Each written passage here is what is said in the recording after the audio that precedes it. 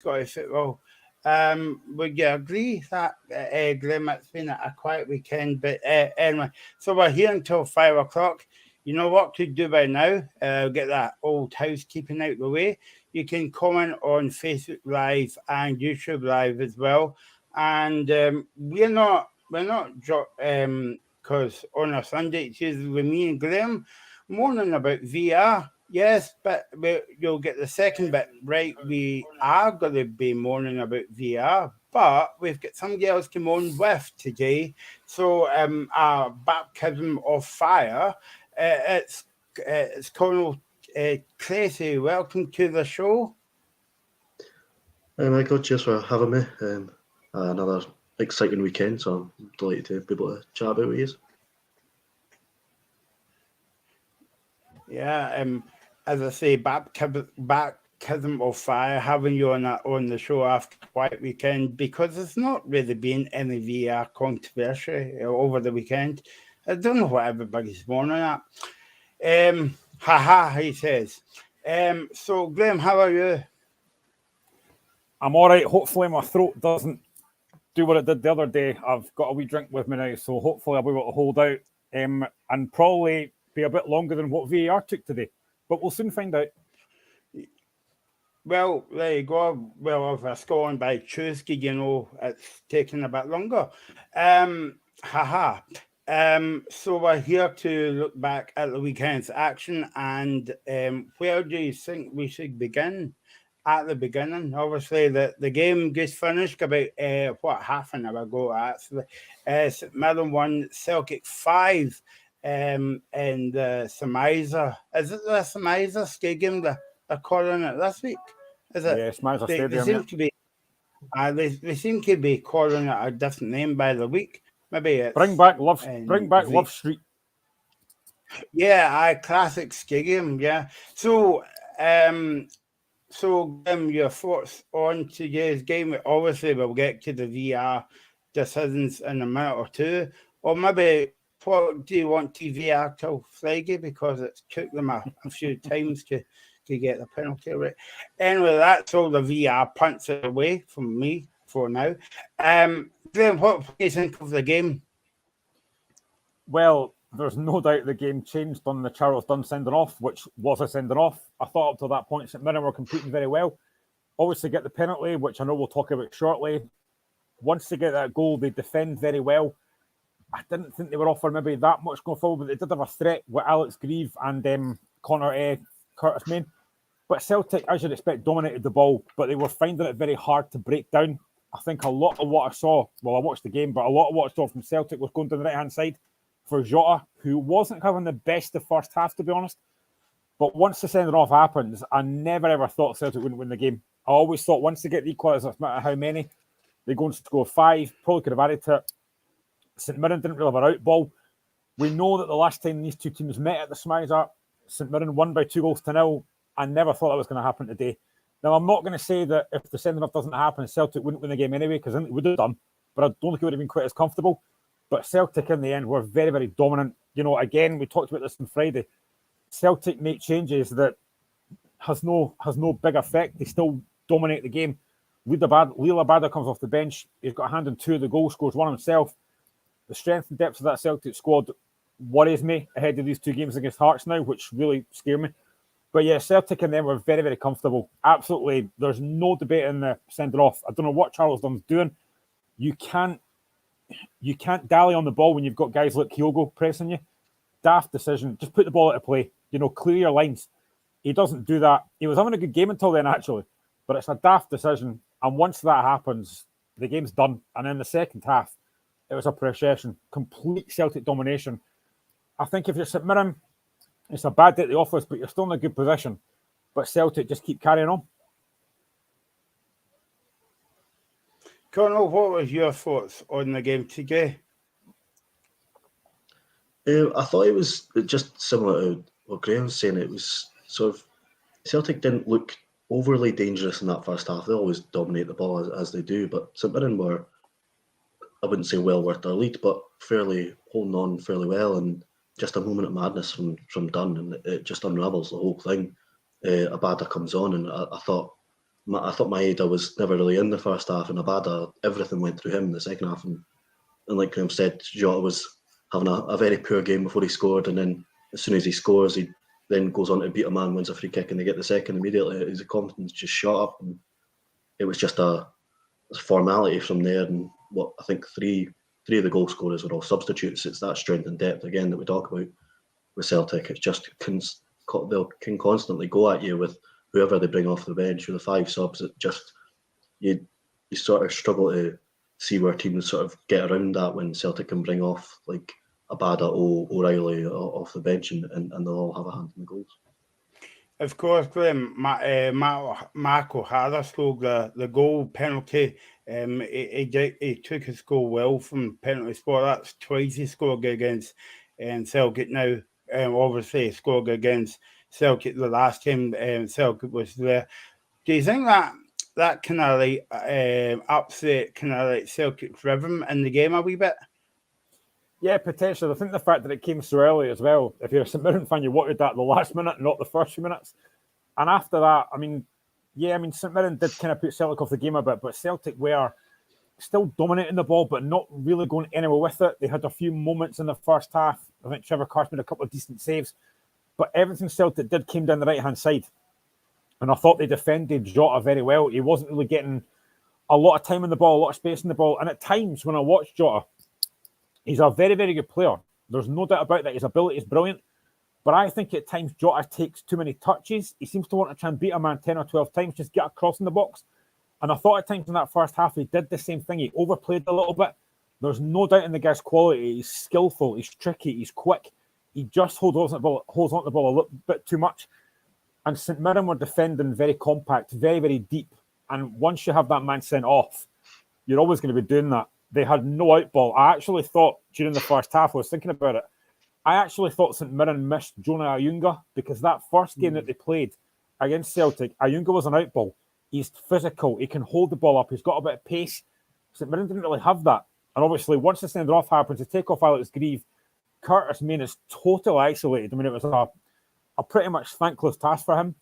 And then once Celtic get equaliser, there's no debate what's going to happen after that. As I said, it's a case of how many they're going to score. 5 probably didn't flatter them. They maybe could have had a couple more. And as Connell touches on, 3 of the goals come from substitutes. Their bench is ridiculous. Spoke about numerous things. Their bench is just ridiculous. Matt O'Reilly comes off and scores. I thought Aaron Moy maybe wasn't one of his better games, but again, he was getting a lot of the ball, but not really creating a lot. But you've got to give St Mirren credit for that first half. They defended very well, but the second half, it was so hard to contain. And without an out ball, there was only one winner after that. Colonel, I've kind of wrote down here, Celtic basically only had 2 shots in the first half. Well, as you would call them shots, that is from Atati and Jota. But I mean, St Mirren defended quite well. Yeah, I was really impressed with, like Graham said, Dunn before he got sent off, and I thought Thierry Small, especially on the left-hand side, dealt with Jota brilliantly, that they ended up switching Maeda and Jota halfway through the first half, I think. That he was excellent, and even Gogic sort of going into that back line, and they were switching between a 4 and a 5 quite seamlessly, and like we've seen with Stephen Robinson's teams in the past, and especially St Mirren at home this season, they don't need to have the ball for them to be a threat, and they showed that today. And they didn't have much of the ball, but when they scored, it's not necessarily a surprise when they can break fairly quickly, when they got workers like O'Hara, like Grieve, like Curtis Main. So I thought there was a couple of good saves from Carson, but there was never really any threat from Celtic until that sending off. Not that they wouldn't have gone on to do what they did in the second half anyway. However, I think the sending off completely killed the contest for me. Yeah, and obviously Celtic run riot in the second half, Graham. Before we get to the second half, and we might actually get to the second half on Tuesday after we speak about the 2 penalties against everybody had a say in the WhatsApp group as well. I'll kick off with you, Graham, in this one. What do you make of the penalty incidents? First of all, from Greg Taylor's kind of like handball, but I don't know how he would put his hands. But anyway, it's the same thing as the Alabayossi one for Kilmarnock yesterday against Rangers. What's he meant to do? It's not deliberate handball. I've said before that the handball rule is very subjective. I think you've got to go back to deliberate and not deliberate. I don't really know what Greg Taylor's meant to do in that situation. Now, by the letter of the law, yeah, it's a penalty. But how often this season have we seen these not given, and we've seen some that are given? This is the issue I think that a lot of folk have got with VAR. There is no consistency. And again, I speak about this a lot. It's not the VAR. That's the technology. It's the referees in the room that are using it. Now, I think at first, David Dickinson gets the decision right. And then he's obviously asked to go to the monitor. But that takes, again, 3 minutes to sort that out. Shouldn't be taking that long. Clear and obvious for me should be a minute. And that's it. Shouldn't be taking any longer than that. I don't know what Greg Taylor's meant to do in that situation. For me, I don't think that's a penalty. Where I think he does get it right is I think the one on Kyogo, it is a free kick. Right? I said at the time it's a free kick, not a penalty, because the initial contact's outside the box. Now, yes, Kyogo goes down in the box, but at that point, Charlton is taking his hands off Kyogo. So the foul is actually outside the box. So that, I did agree, was a free kick. But I think the penalty that Greg Taylor gives away, I don't know what else he can do in that situation. And that's the consistency of refereeing. Some of these are getting given, some of these aren't. And that's where the annoyance comes in, I think, for me.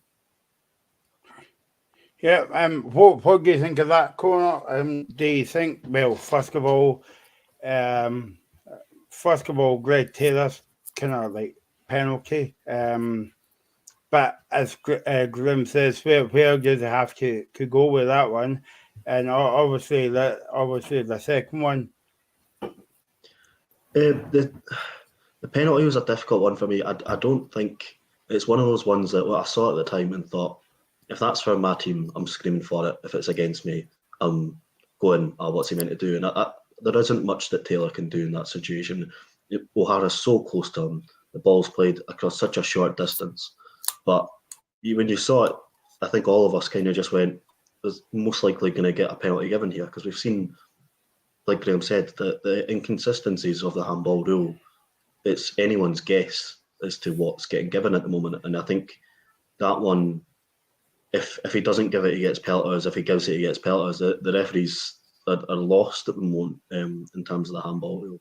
So I didn't necessarily agree with the decision, but I wasn't surprised to see it come. Would be my thoughts. And the second one, I completely agree with Graham. The second one, it's a definite red card. There's no doubt about that. But I think when you see the movement from Dunn's hand to pull back Kyogo, and then when he lets him go, it's right on the edge, and it's obviously very tight. There's no doubt about it that the referee was. You can't blame him for giving the penalty in the first place, but it absolutely was outside the box. So I think they got that one right. I know you said, Glenn, before we came on air about how long it took. I think the ball was up at the end of the park, and it was it a shy kiss at Millen? I can't remember. The ball went out anyway. But I think we kind of said this on the show a couple of weeks ago, Graham. Do you think the ref likes more power, more kind of theatre in terms of, it's all about the ref, it's not all about the game now? Do you know what I think? And I genuinely believe this myself. I think that referees now don't want to give decisions because they know they've got VAR there in the background that's going to sort them out anyway. I think a lot of these referees now are refereeing games by VAR, and that's not what it's there for. You make a decision on the pitch. If you think if it's the wrong decision, VAR will sort it out. I think at the moment, and I might be right on this, the only referee so far that's gone to the monitor and not changed his mind was Willie Collum at Ibrox when he didn't send off Ryan Jack, and I still think he got that wrong. I think Ryan Jack should have walked for that challenge. So he's the only one so far that's gone to the monitor and not changed his mind. Every other referee so far, if he goes to the monitor, he's changing his mind. I think these referees are basically, as I've just said there, are refereeing by VAR. They're not giving decisions on the pitch because they think, do you know what? If I get this wrong, VAR will change it. It's fine. That's not what it's there for. And again, we were told at the start of this, when it came in, I think it was Ian Maxwell said, it's going to be a bit of a disaster to start with. That's your chief executive coming out and saying that VAR will be a joke for the first few months. It still is. Nobody knows the handball rule. Nobody knows what a penalty is. Nobody knows what a sending off is. For me, it's getting beyond a joke just now. And the fact that it takes far too long as well. If you're in that stadium, even at Tynecastle, all you see on the monitor is checking for potential handball. You don't know what it's for or who it's been given against or what the incident is because you don't see it. And you're waiting, and eventually the referee goes to the monitor, and it takes far, far too long. But I do honestly believe that referees are refereeing games because VAR is there. They're thinking, doesn't matter if I get this wrong, VAR will change it for me, and that's not what it's there for. Colonel Andy Postecoglou get one of his press conferences away back a few weeks ago that VAR is supposed to be there to make the core decisions. It's not there to ref the game. Has he got a point?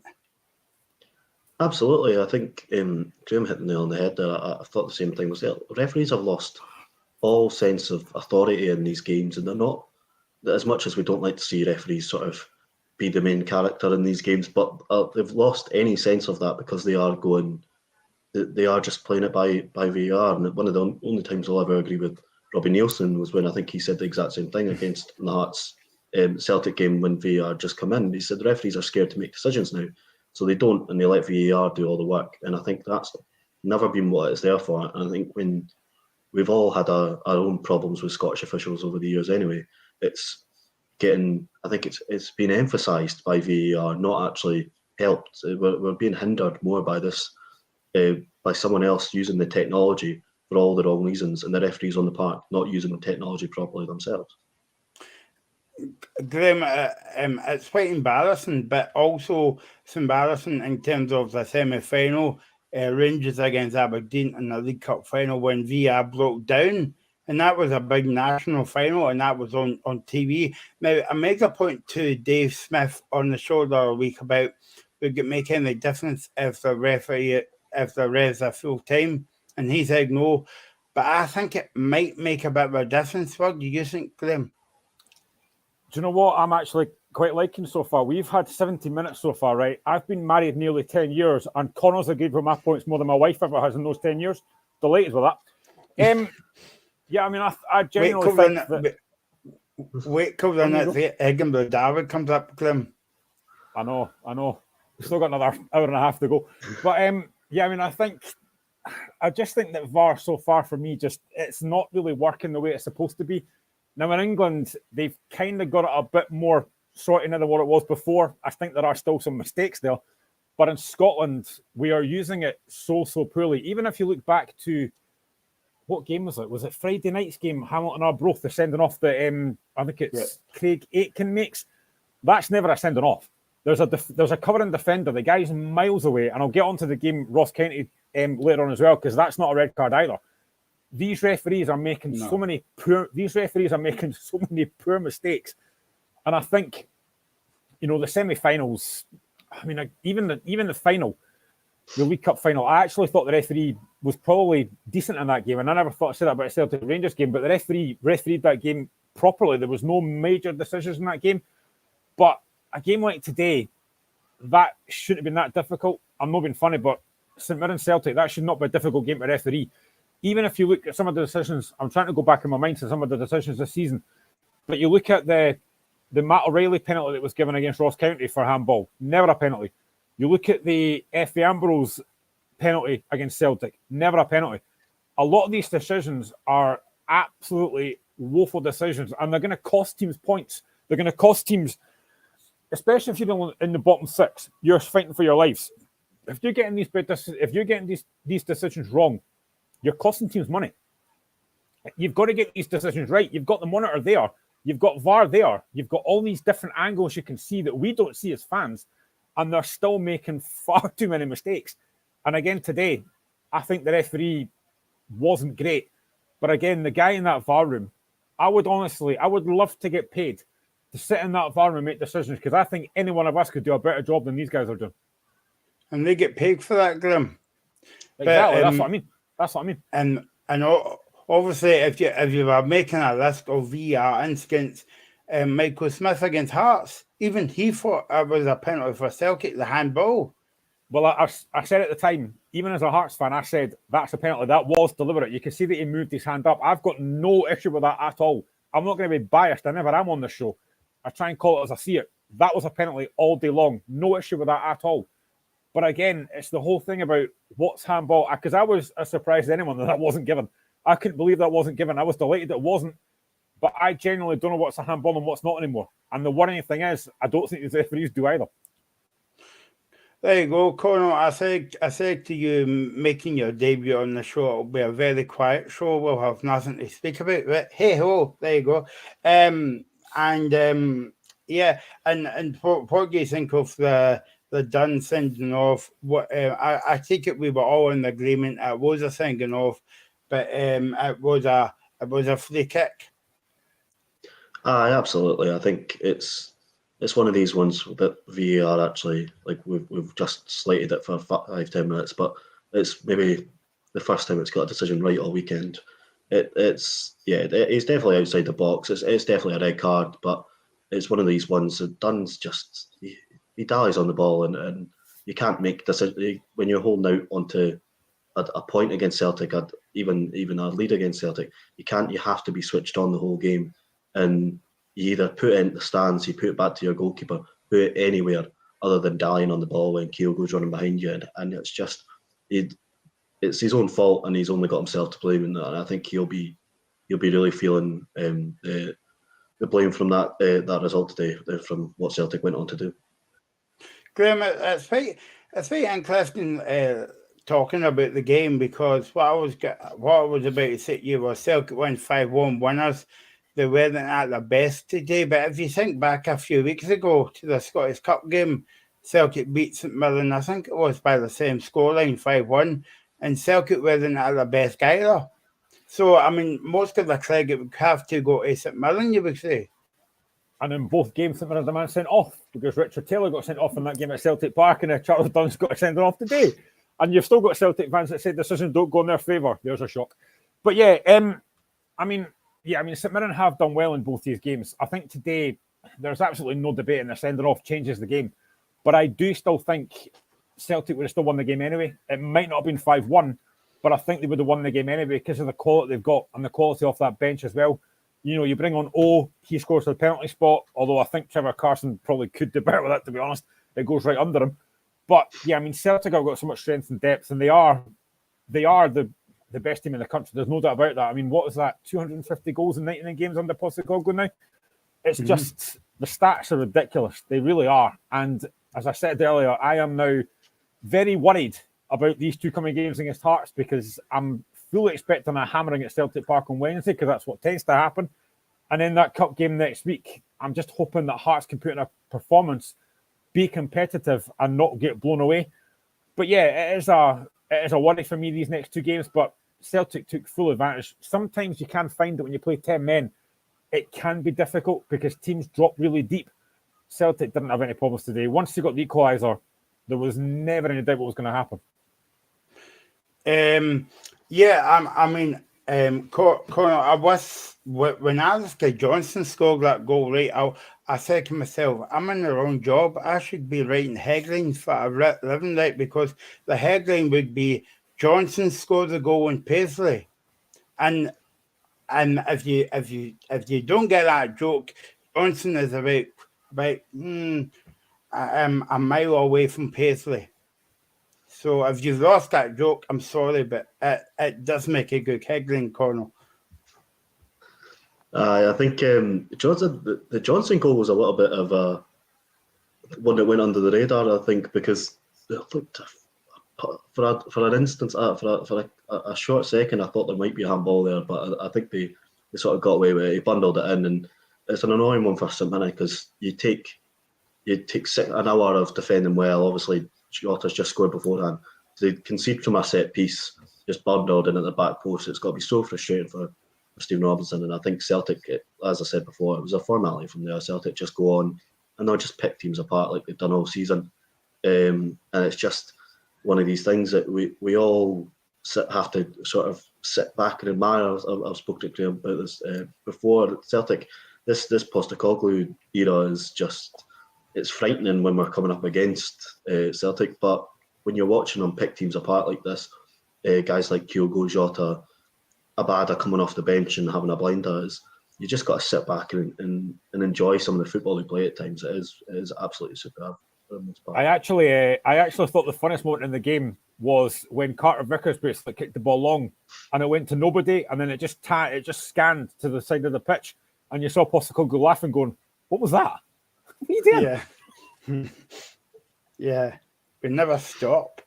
Yeah, Colonel. Talking about the bench. Abada came off the bench, and I thought he played well in the second half, and he got a goal as well.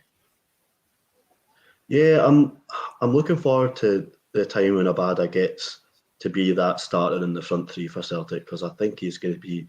I think out of the sort of ones that they've got there, I do honestly think Abada might have the highest ceiling out of a lot of them. I think Jota's an excellent player as well, and he will go far. But Abada's terrific every time you watch him, and he's so young, and it's just for him to be a sort of rotation player for Celtic is absolutely frightening, because he could be the best player in the league in a couple of years. So for him to for them to be able to just chuck him on at half time to change games, it doesn't seem very fair to the rest of us.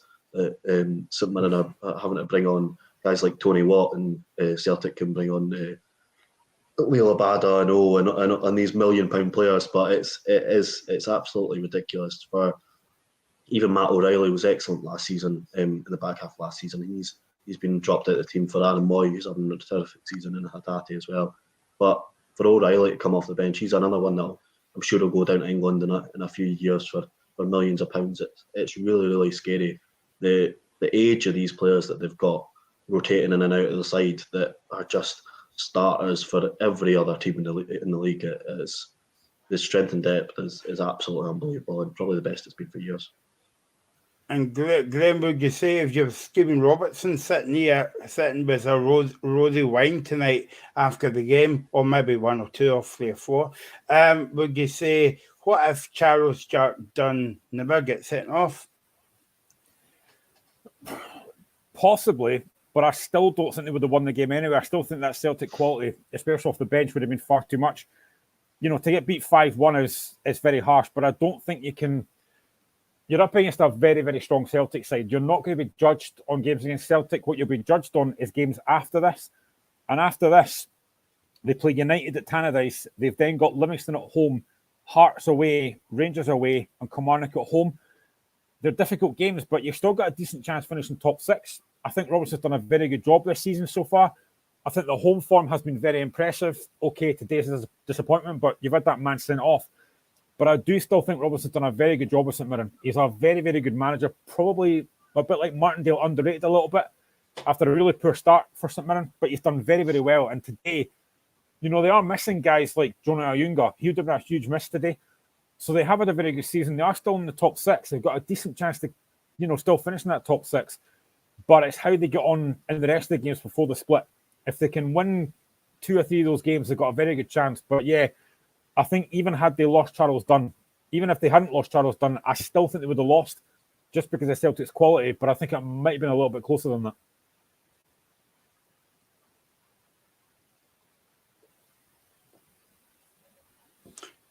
Now we spoke about this on the show a few weeks ago, Graham.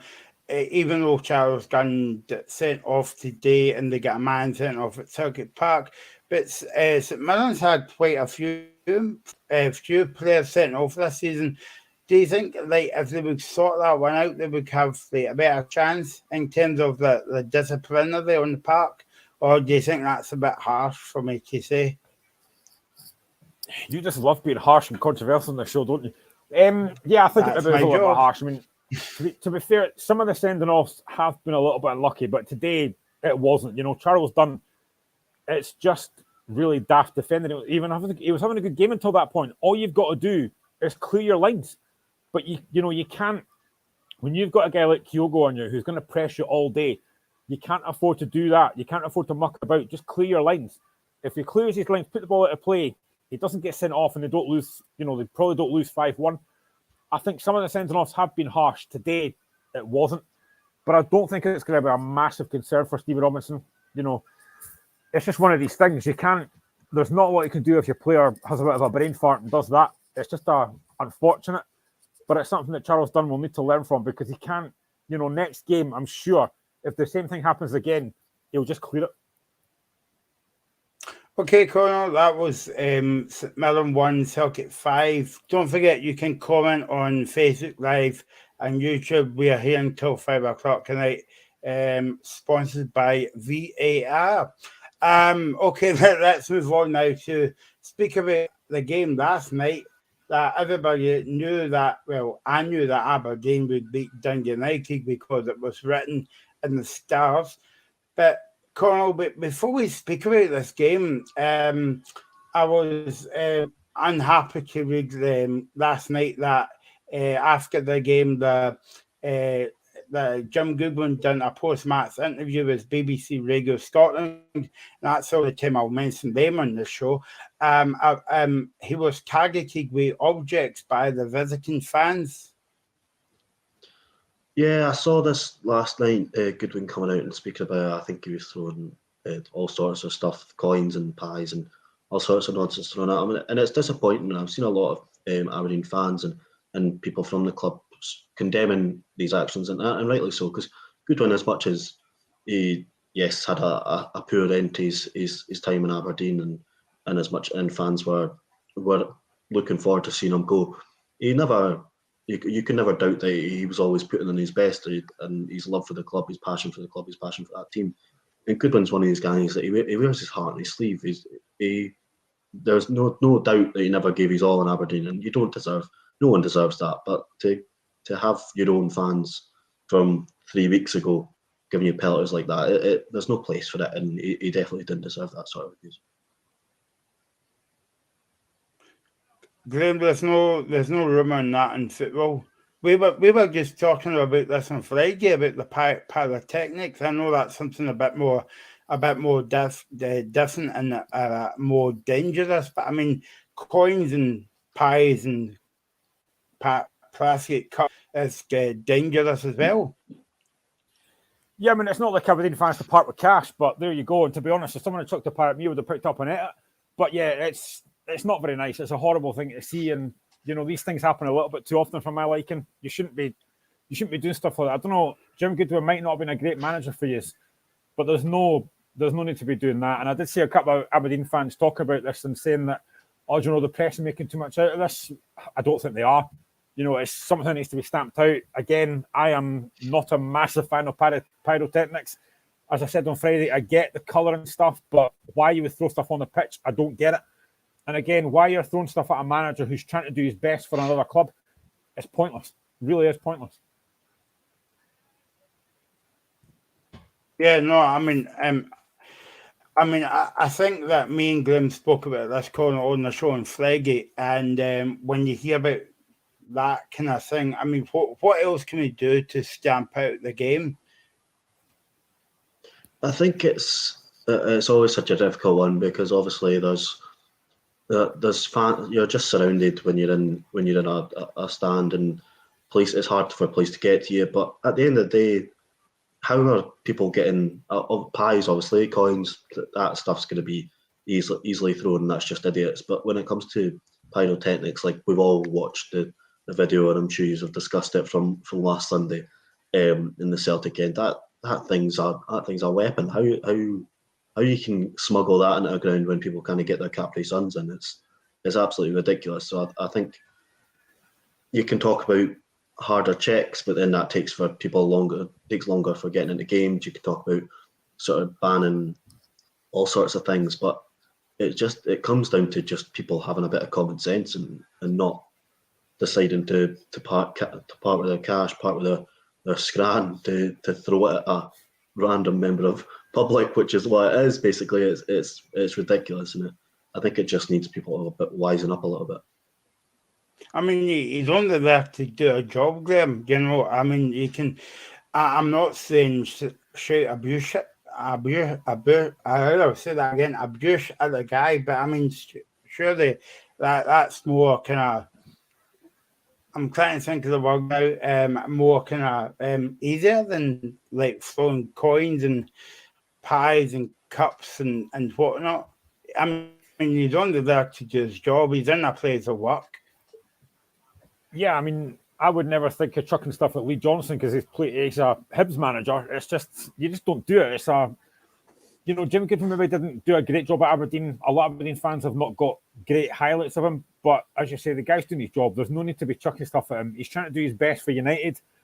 We'll get onto the game I know in a minute, but he's trying to do his best for his club, and for anybody to chuck stuff at people, I just don't get it. I really don't see the point in that. Before we get on to the game, Graham, I was thinking about when the game was 6 o'clock kickoff last night, and I went to America by the way to watch the game on American TV. I just kind of flew back this morning. By the way, Connor, I'm only kidding on just in case you thought I was in America for 24 hours. But is it time that, maybe this is a bit controversial me saying this, but do you think it's time for football fans to protest about having football games but not shown in Scotland, Connor? I think it's one of these things that our TV deal is something that we've discussed, we've all discussed for years, and I think it is high time that it is looked at again. We're not seeing enough of these games. 6 o'clock kickoff, and sort of at an Aberdeen Dundee United derby, you got Jim Goodwin taking charge for the first time against his old team. It's something that we Scottish football fans would want to see. Even got midweek, you've got Hibs, Rangers, Celtic, Hearts. You've got all these games. None of them are on the telly. What, like, there's money to be made there. There's people will want to see that game, especially midweek, especially a Saturday night that people might not be able to travel down to Dundee or travel. It's absolutely ridiculous that these games aren't getting shown, and we're settling for the Sunday 12 o'clock kickoffs that most people can make anyway. It is absolutely ridiculous that we're being deprived of getting to see these games. And last night's game was a cracker, and there was no one there to see it. And as I always say to you, Graham, when was the last time you saw Man United and they're kicking off at 12 o'clock? I think, turning cheek there when I say that, but I think there's a point to that, that Scottish football is second best or whatever. Anyway, I'll get off my high horse now, Graham, because I know that's my favourite subject to talk about TV deal and all that, and speak about the game. Dundee United 1, Aberdeen 3, and maybe if I said going flag and I told you so that was going to happen. Well, I told you so Aberdeen was going to win, Graham. Do you know what? To be honest, I actually thought United played well yesterday. I thought 3-1 was very, very harsh. I thought they started the game very, very well. Stephen Fletcher was causing a lot of problems. They had a lot more energy, a lot more tempo about them than they did have against Ross County, but that wouldn't have been hard because they were terrible. But I thought they were very impressive yesterday. Whatever Jim Goodwin's done in that short space of time, it seemed to work. They just couldn't score. And then, again, Ryan Edwards, who, for me, as a captain, is terrible. Again, he makes a really poor mistake. Fair play to Duke. He never gives it up. But Ryan Edwards just put the ball out of play. Again, like Charles Dunn, put the ball out of play. Great play for Duke. Robs Edwards, really good physical strength. And then that finish is absolutely outstanding. To have the ability to do a little back heel at the net is sensational. And in our season, it's not been a lot of positives for Aberdeen. I think Duke has been absolutely fantastic. I don't think he'll be there much longer because I think, no disrespect to Aberdeen, but he's far too good for Aberdeen. He should be on a higher level than that. He's a very good player. And then you think, right, what can United do now? They get the penalty. I don't know what Jack McKenzie's doing, whether he gets his foot stuck in his stud stuck in the pitch, I don't know. He gives a penalty away. It is a penalty, no doubt about that. McCarthy scores, good penalty. And then you think, right, United have got their heads up, the tails up, the crowd are behind them. What can they do now? And then again, it's poor defending again. It's good play for Leighton Clarkson, but two Aberdeen players, Edwards again, stumble in the box. Good cutback and McCurry finishes. And at that point, you're thinking, right, 2-1 down. Can United get back in the game? Can they get something out of this game? And then again, for the third time in the game, Ryan Edwards again is at fault. Poor defending again. Good play from Marley Watkins. Really good finish. And Aberdeen won a game that I don't think they really deserve to win. It's mistakes from United, and that's what... There's not a lot Jim Goodall can do about that. You know, you can't make someone a good game. But Ryan Edwards, for me, the last few weeks has been absolutely dreadful. I spoke about Mark Birighitti in goals. He's been really poor. But Ryan Edwards, for me, is not a captain. He's far too slow. He makes far too many mistakes. And if United are going to go down, I'm looking again at the fixtures. They play Livingston on Wednesday away. They've then got St Mirren at home, Rangers away, Hibs at home, Motherwell away, and Livingston at home before the split. I've said this weeks ago. I think United are down. I don't know who. I mean, whoever came in there was going to have a hard job. Whether it was Goodwin, whether it was Levine, whoever came in is going to have a hard job because I think United are down. I don't think there's enough quality in that squad. And when you've got players like Mark Birighitti and like Edwards consistently making mistakes, you're done.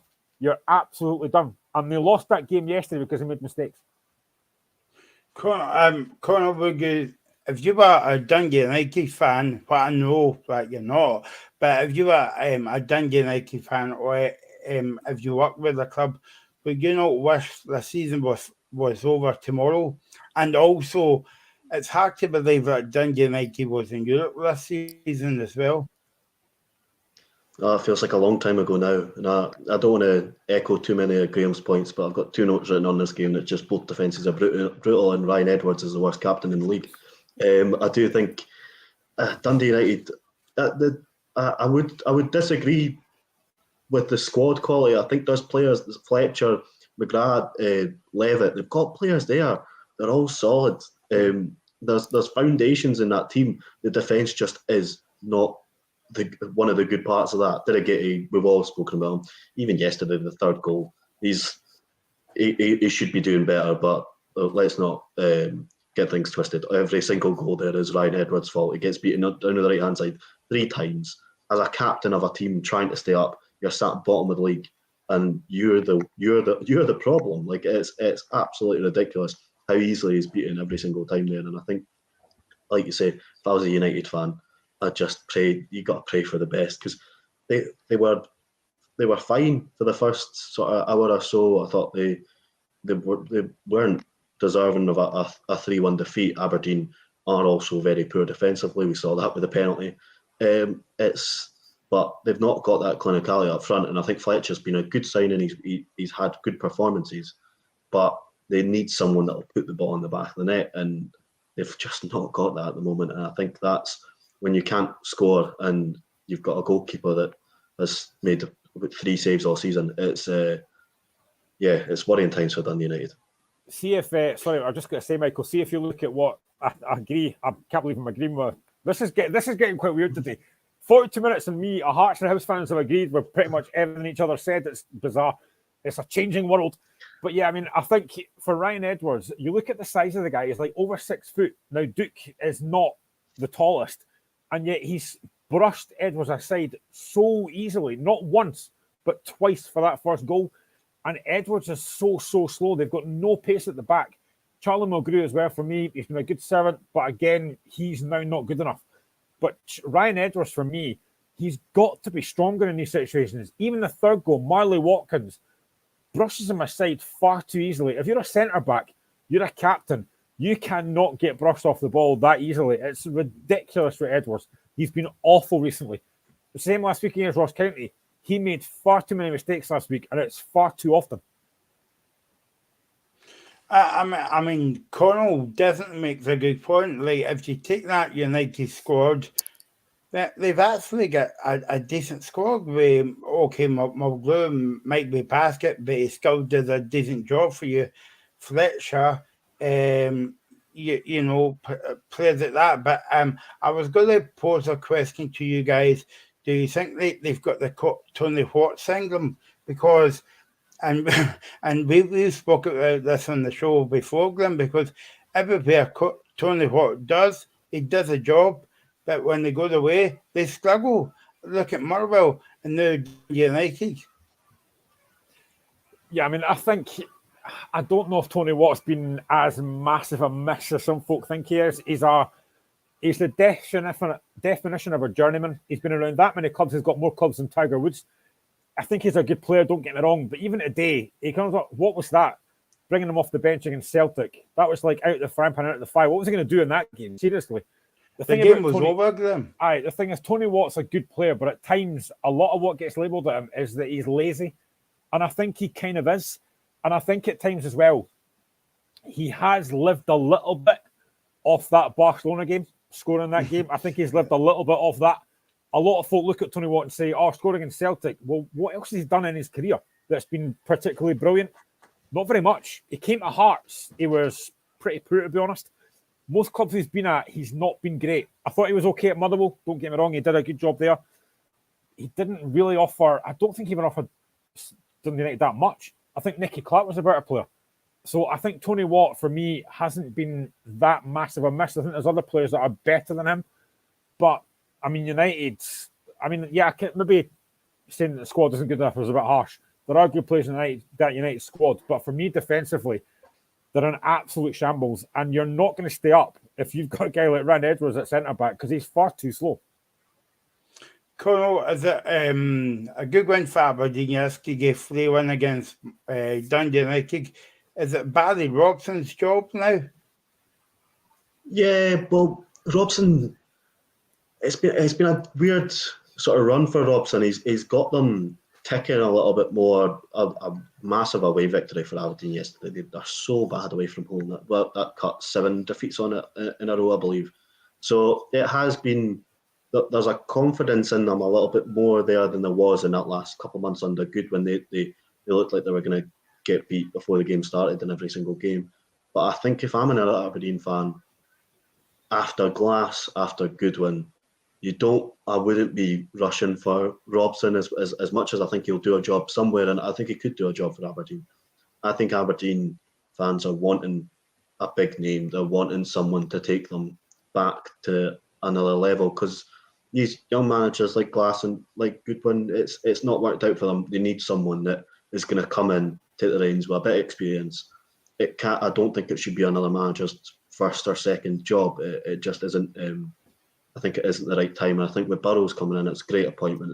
I'm sure we've all spoken there, but Burrows is a great appointment. I can't see him giving Robson the job, and I don't think they should necessarily rush to give Robson the job based off the performances. As we've said, Dundee United looked fine last night. They probably could have scored quite easily against Aberdeen. Probably could have got a result on another night.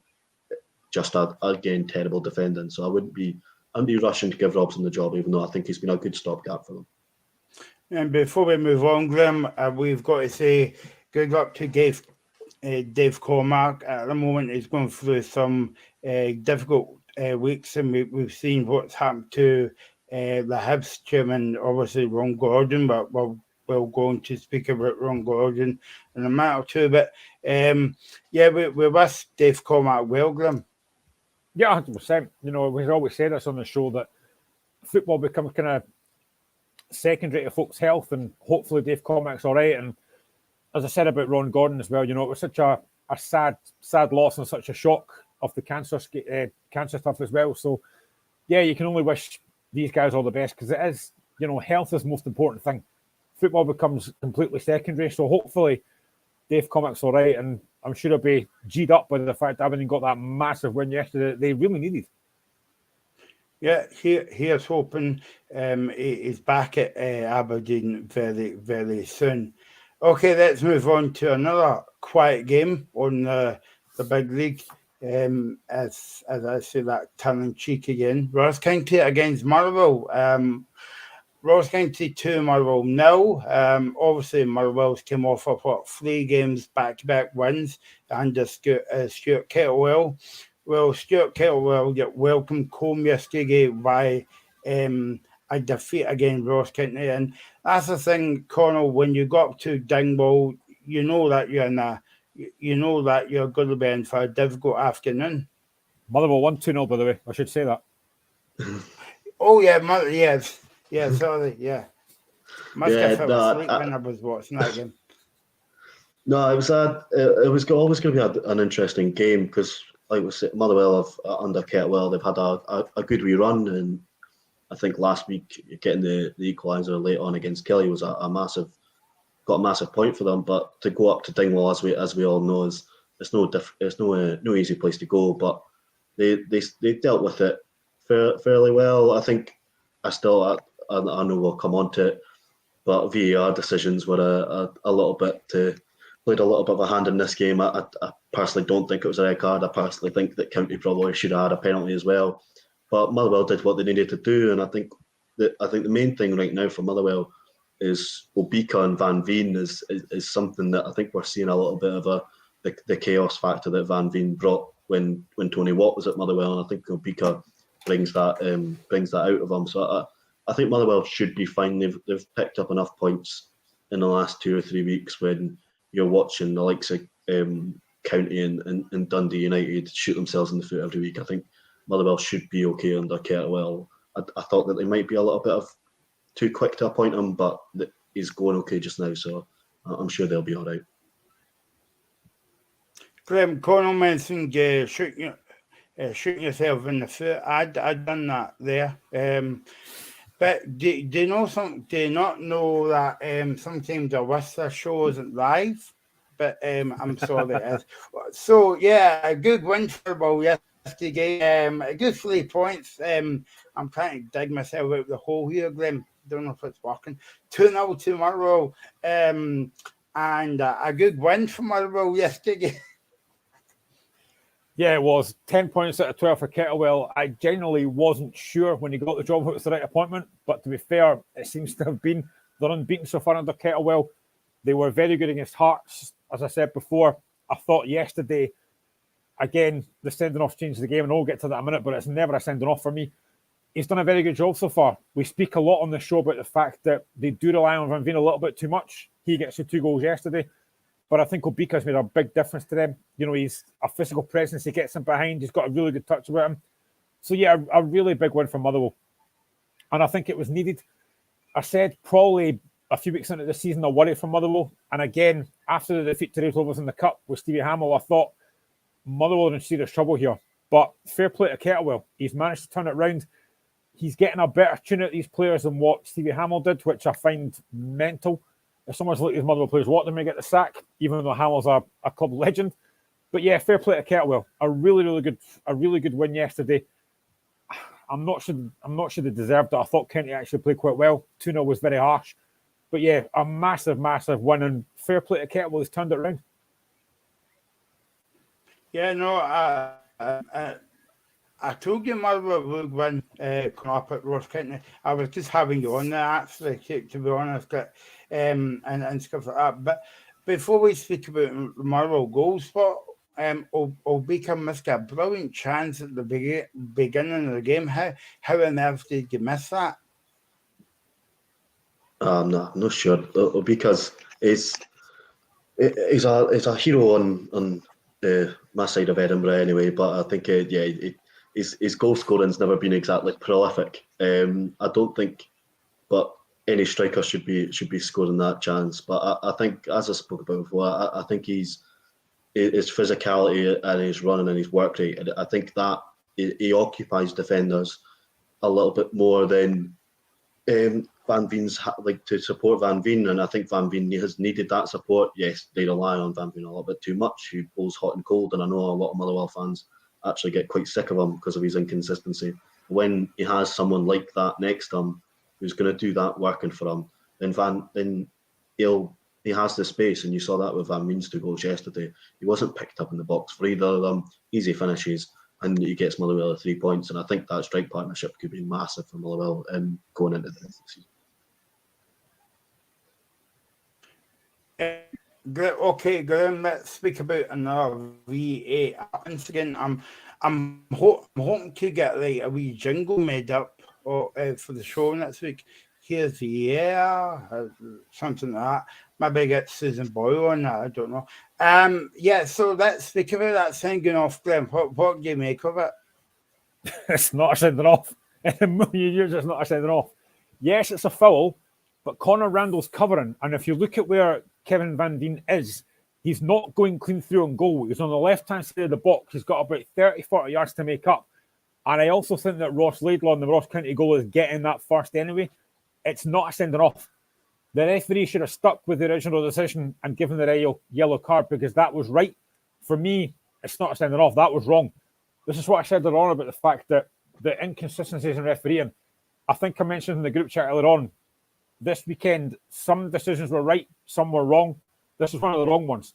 You should have stuck with the original decision because that was right. It's a yellow card.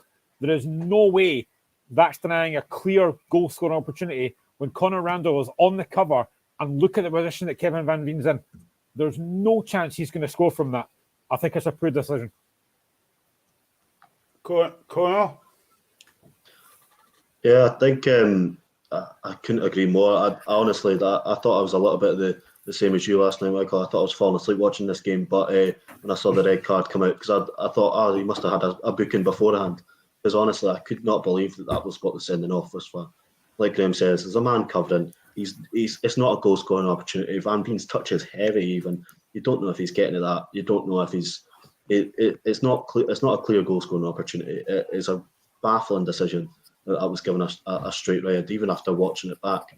If you're given the straight red straight away and you hold your hands up and you go, it's a mistake. But to watch it, to hear through it and decide it as a red card, it baffled me. It was never ever a red card for me. And so, do you think obviously when Malcolm Mackay came in, he did well. He turned it round. Another big name in Scottish football, but he's kind of struggling in the last couple of weeks.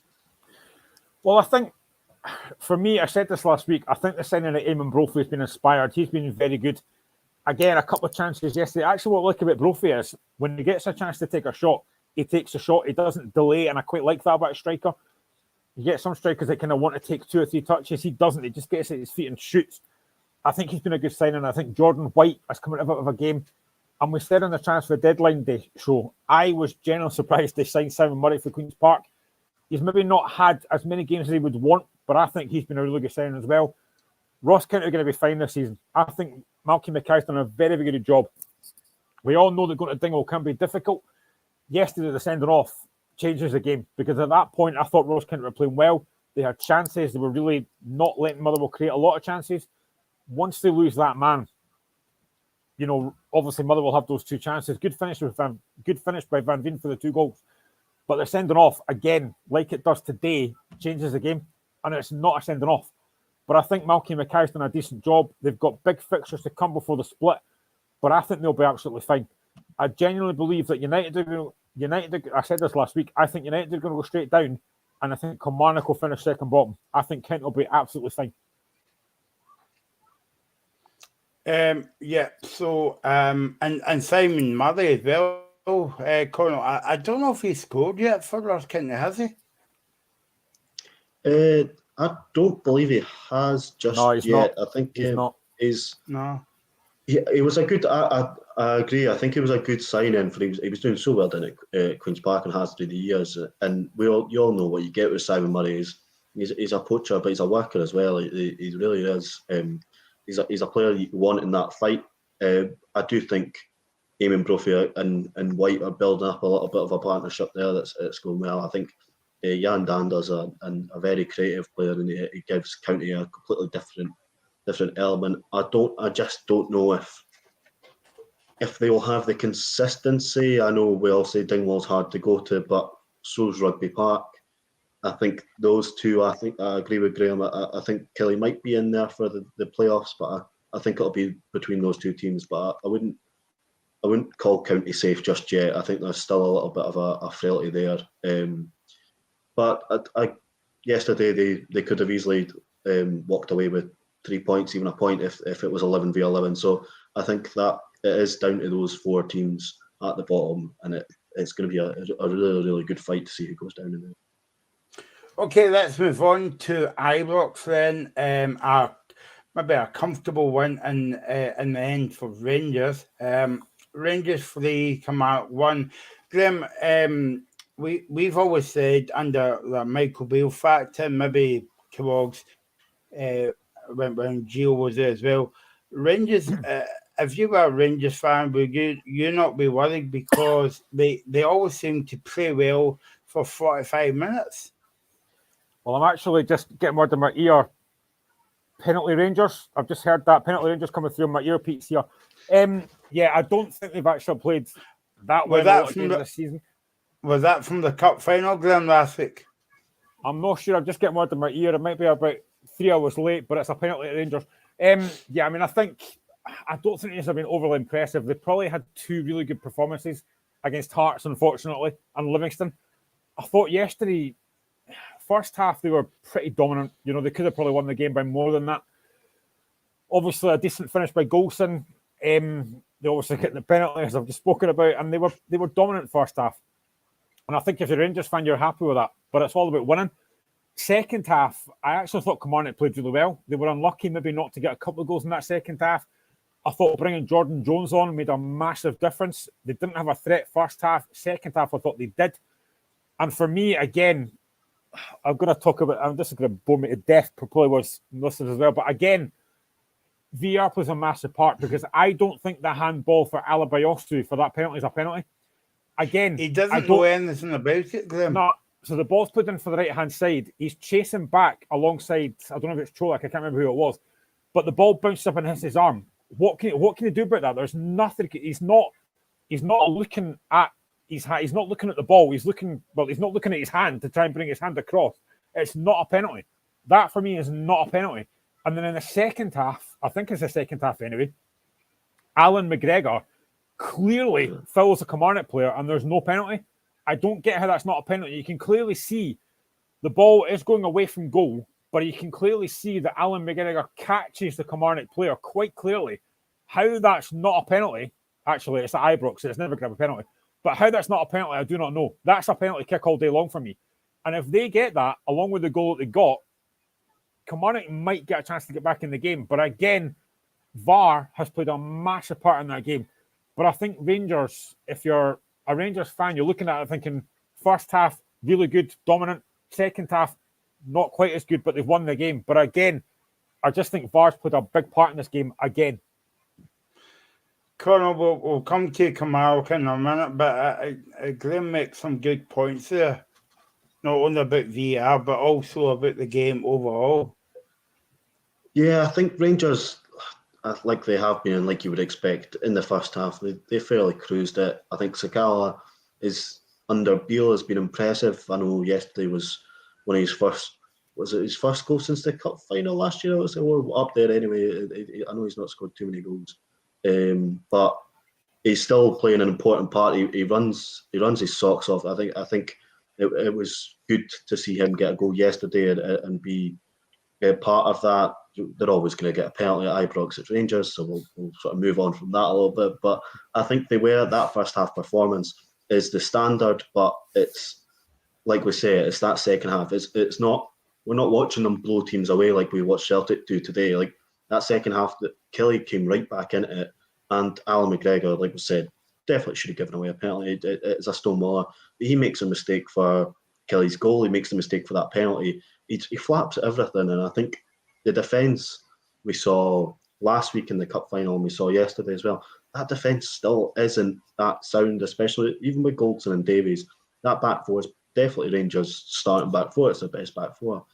But it's still a worry that there are mistakes in it. And I think when you've got McGregor behind you, who definitely should have retired last season, I think it is a worry at times when teams can come back into games quite easily and had things gone a little bit differently with that penalty. You never know if Kelly could have got back into that.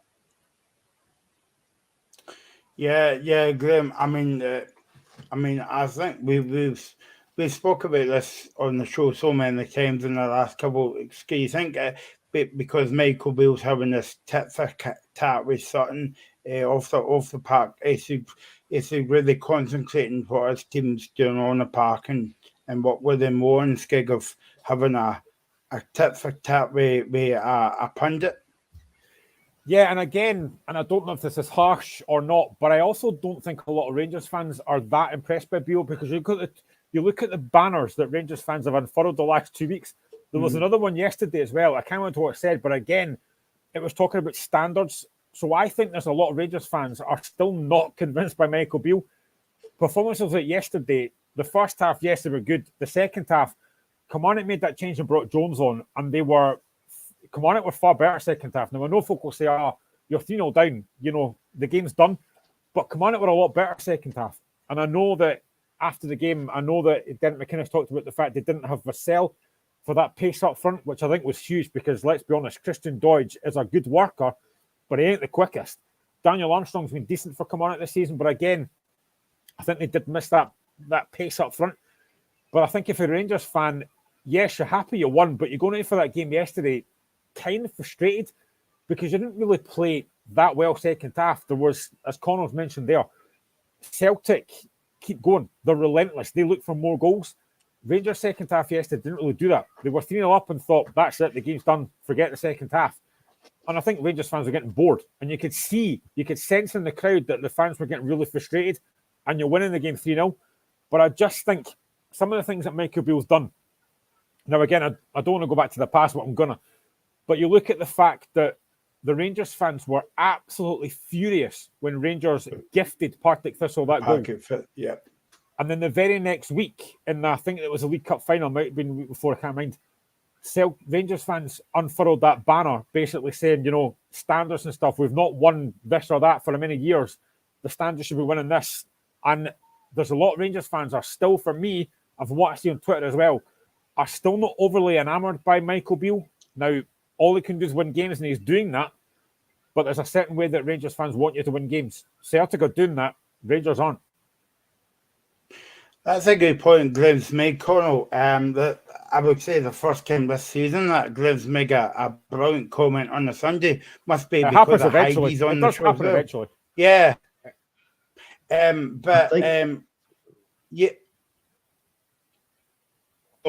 think it's just been a weird one with Beale. Like Graham says, they're a good side. They're a fine side. They've won. They've won games, and that's what Rangers fans want to do. But I still think that there's something to it. Rangers are playing well enough to beat the other 10 teams in the league, and that's what Rangers need to do. But Celtic are playing well enough to beat every team in this league. Rangers are not playing well enough to close that gap on Celtic right now. They're fine. They're beating the rest of us. That's fine. Rangers fans don't really care about that. They care about beating Celtic. They care about winning leagues. They care about winning trophies.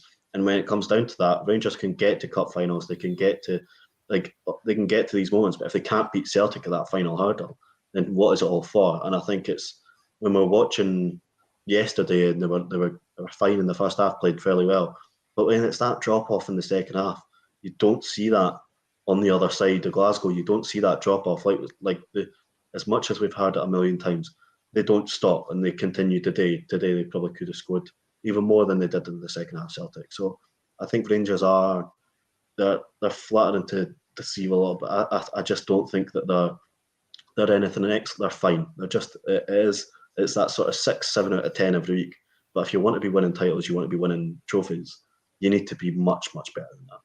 The thing as well is now Rangers go to a rejuvenated Hibs at Easter Road on Wednesday. That's a very difficult game for Rangers. Now they have to they'll be fine. They have to be at it because the way Hibs are playing just now, and I know we'll get onto it shortly, but Eli Yuan has been outstanding recently. The way Hibs are playing just now, this is a hard game for Rangers. There's every chance, and I hate saying this, but there's every chance that Celtic will probably beat Hearts on Wednesday. There's every chance that Hibs could take points off Rangers on Wednesday. That then becomes a huge, huge game. I already think the title's done anyway. I said this weeks ago, I think Celtic win the league. But this game on Wednesday could be critical for Rangers. If they lose that game on Wednesday, and the way Hibs are playing just now, there's every chance they could. The title could be done by Wednesday.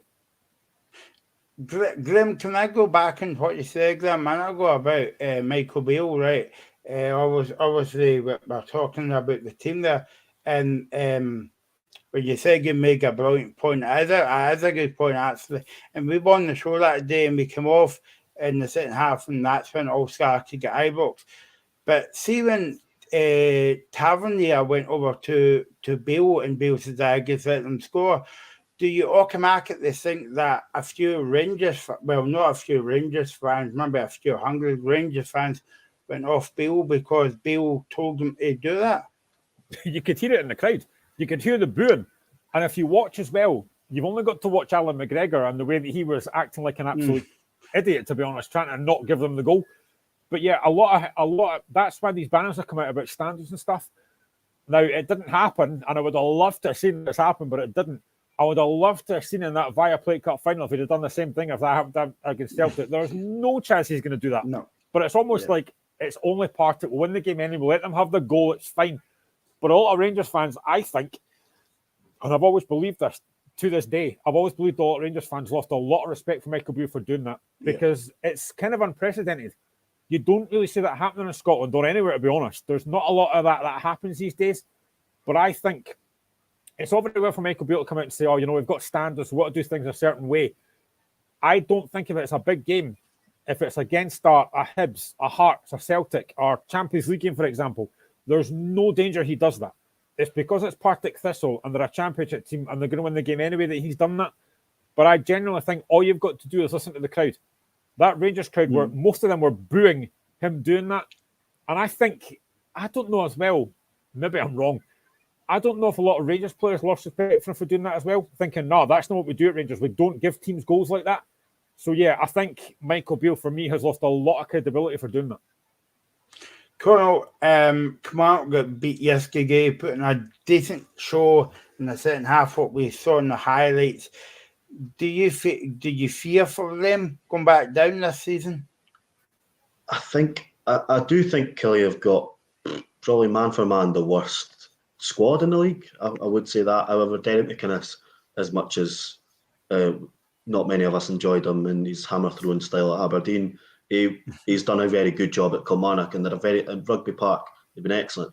But we are now in March, and they've not won a league game away from home. You can't get through a league campaign and expect to stay up if you're not going to pick up those points away from home. And yes, they played well yesterday and in the second half, but like we say, was the game already done? Did Rangers took their foot off the gas?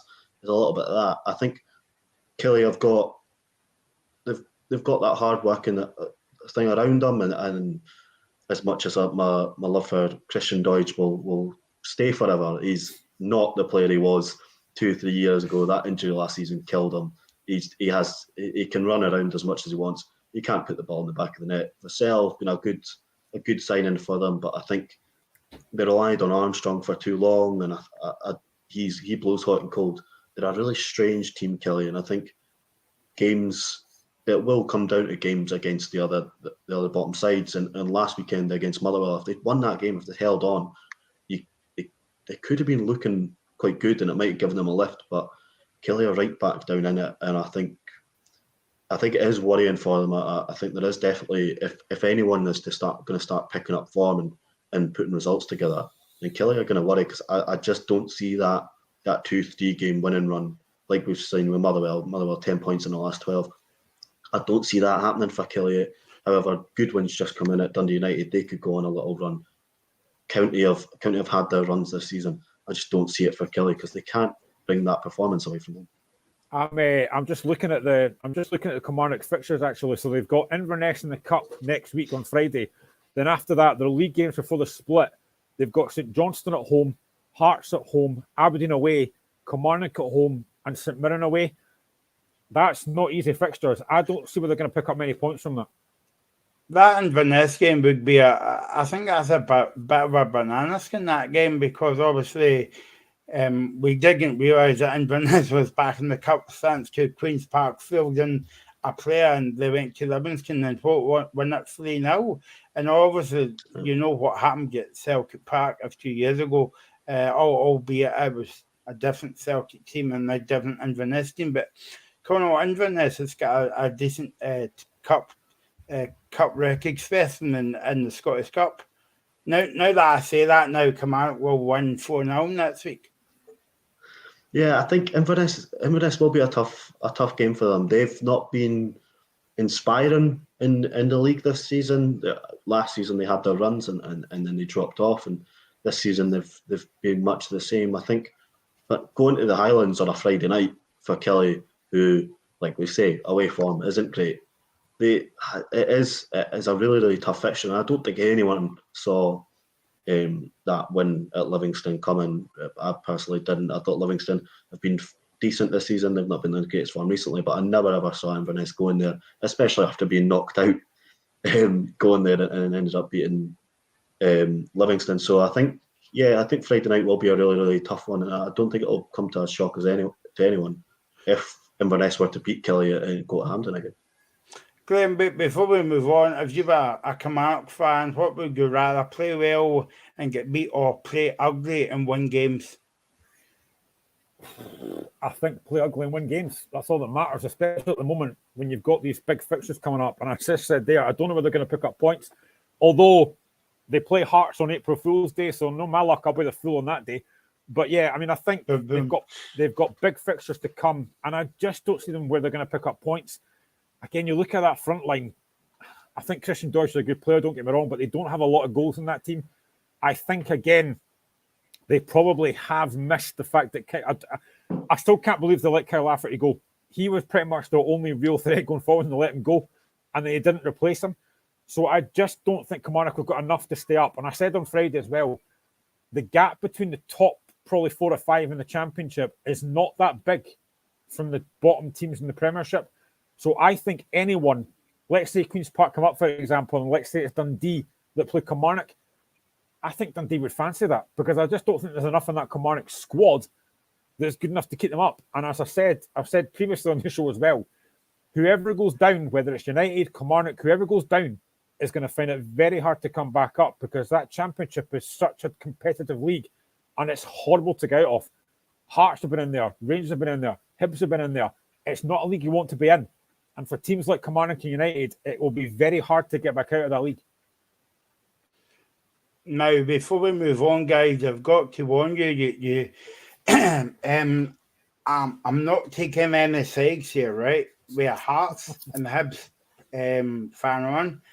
And the last 2 games we've to talk about is Hearts and Hibs. But, however, I'm going to set on the fence, and it is so, by the way. I'm going to pick the next game. It's on the 6th list of the weekend. And I've got to say, I'm sorry, Mr. Duffy, because it's Hibs. I knew we'd get to that. Yeah, well, back on this show. Boo! Well, check out yourself. Yeah, phone the producer. Oh, I'm not better. That's me. I'm the producer. Yeah. Livingston 1, Hibs 4. Before we talk about this game, Graham, Cornwall, sorry, it was an emotional game for the Hibs players and the fans as well. A minute silence, impeccable minute silence from both sides, Livingston and the Hibs. What was your take on the sad passing of Ron Gordon? It came as a shock, really. It still is. It's a really horrible one to think about because we all saw the sort of emailed and letter that he'd sent to fans, and I think when we saw that a few weeks ago, it was sad, and as much as we were all gutted to see it, I think a lot of Hibs fans thought that he was on the mend. I think that sort of he was coming over the other side, and for that to be announced last week or 2 weeks ago, that he'd sadly passed, it was devastating because every Hibs fans have had their issues with owners and stuff in the past. However, Ron Gordon's been very, very open with the fans. It's always that worry when an owner comes from overseas and you go, oh, they're not going to get the club. But Ron Gordon put his heart and soul into learning about the club, learning about families and the area, and he came to games a lot. And I think I remember I know the North East Supporters Club in Aberdeen. He invited them down to a game to discuss what they do, and he met with loads of other fans, and he did a lot for the club. So I think, as much as we might not always agree with all the decisions that have been made in terms of managers and players signed and who fits in where in his backroom staff, I think that he was an incredible guy to have at the club, and I think he will be greatly missed. And I think they're having a minute silence on Wednesday night before the game against Rangers at Easter Road. And let's hope Rangers fans doesn't disgrace themselves again, because they done it at the final last week against Celtic. And as we keep saying, Graham, on the show, it doesn't matter who passes away. if you have a minute silence, if you can't shut up for 60 seconds, there must be something not right with you. I mean, it's 1 minute. Seriously, it's someone's life we're talking about here that's been tragically cut short. I don't care who you support. Just be quiet for a minute. It doesn't really take a decent human to do that. And that kind of infuriated me last week, that the fact that Rangers fans couldn't even do that for a minute. And the fact is, it's a minute's applause as well. It wasn't even a silence, it's applause last week. And they still couldn't stop with their singing stuff. It's ridiculous. And that's probably a bit of a worry for Hibs on Wednesday, the fact that I don't think some of these Rangers fans are capable of doing that, unfortunately. Now, I obviously last week got accused of being a Rangers fan because I had that T-shirt on that I'm not doing that this time, Luke. If you're watching, I'm not wearing it this time. But yeah, Queen's Park, Graham. I know. Queen's Park. All for the park. But yeah, I mean, just seriously, it's 1 minute. We said already, it's someone's life. It's someone's life that's been tragically cut short. If you can't stay quiet for a minute and be a decent human being, then didn't you go to football games? It's honestly, it winds me up about the people that do that. What's the point? What are you gaining out of doing this anyway? Just be quiet for 1 minute. It's 1 minute out of your life. Is that too hard to ask for? Well said. So we're going to talk about the game on the park now. Connell, Hibs went behind after about 5 minutes on the game. 9 minutes on the clock, I think. 9 minutes, and then they pulled it back. So a good day's work for Hibs, and a good away support as well, you would have to say as well. Yeah, I think it's a very difficult ground to go to for us anyway. Obviously, everyone's got their thoughts on the pitch at Livingston, but we've not won there. That was the first time we'd won there since 2020, the start of the COVID season, by the exact same scoreline, funnily enough. But it was, I think it came as a real shock to myself that we went 1 yesterday, because we've been playing well recently, 7 games unbeaten now, but it was a real tough run in with Livingston away yesterday, and then we've got the Old Firm coming up, and I was sort of playing a little bit of the devil's advocate when some Hibs fans were talking about chasing for third. I was getting quite worried about even top 6 with the upcoming fixtures. So to get past that first hurdle yesterday and do it with ease as well, I know obviously they got the opposition got their sending off that they tend to do against Hibs this season, but we were already winning, so I will caveat that. But I think it is that thing, and Graham's a little bit more confident going into this Rangers game than I am. But I think it's if we were gonna get a point, gonna get a result against any of the Old Firm this season, then Rangers at home is on this run of form. It's the best time to do it, and I think it's yesterday's result was a really it was a big moment for our season. It could be massive for our European hopes. Before we turn to Livingston in a minute or two, we've been speaking about Lee Johnson on the show for a few weeks, and I think it was back to the El Saco between him and Jim Goodwin. But I mean, since then, Lee Johnson, you've got to admit, Connell, he's turned the team around. Yeah, he has really won. He's really won fans over. I thought that this season was always going to be a transitional one. I wanted to give him time, but back-to-back derby defeats is always a tough one to take. Maloney never survived it last season, and I was shocked that Johnson survived at this one. But I think that Aberdeen game, like we say, the El Saki goal, he came out on top, and the team have just gone from strength to strength from then. And we worried when Porteous went and Rocky Bashiri got injured. Will Fish and Paul Hanlon have been excellent at the back. Guys like Jimmy Jeggle might not be able to make a 5-yard pass, but he can break everything up in the midfield. Egan Riley, like January's it looks to have been a good window for us, and I think Johnson deserves a lot of credit for getting fans back on side, because a lot of them were sort of writing his jotters before he even took the job, I think. So I've got a lot of respect for him for that. Can I ask Connell a question? I know yeah. By the way, it's not school, Grim. It's fine. I didn't put my hand up. I just wanted to check. To be honest, I'm the producer. I can do what I want. Why could you ask me? I just like to be polite. What's your thoughts on Matthew Hoppe so far? Because obviously started yesterday. What's Hibs fans' thoughts on him so far? Oh, I got in a lot of trouble for this the other week because I watched him at St Mirren and I thought he was absolutely naff.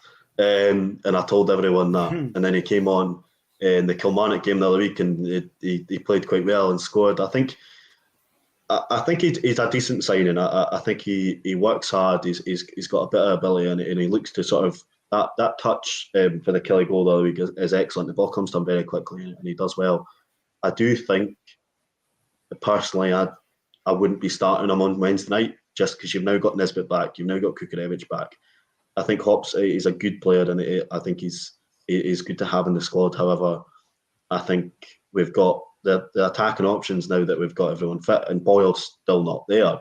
I think Yuan coming into his own has been huge for us. But I think Hop, I think he's good.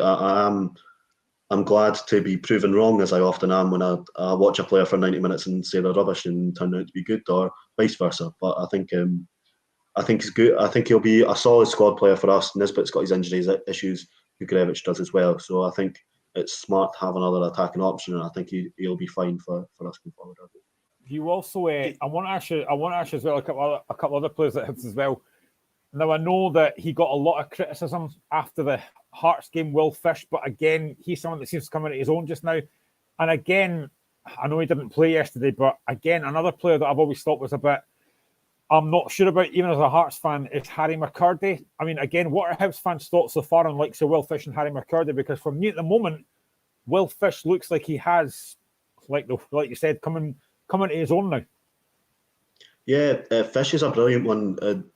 A brilliant example of not sort of judging a player too quickly. He made cameo appearances earlier on in the season off the bench, but that derby was the first game he'd started, and he started at right back.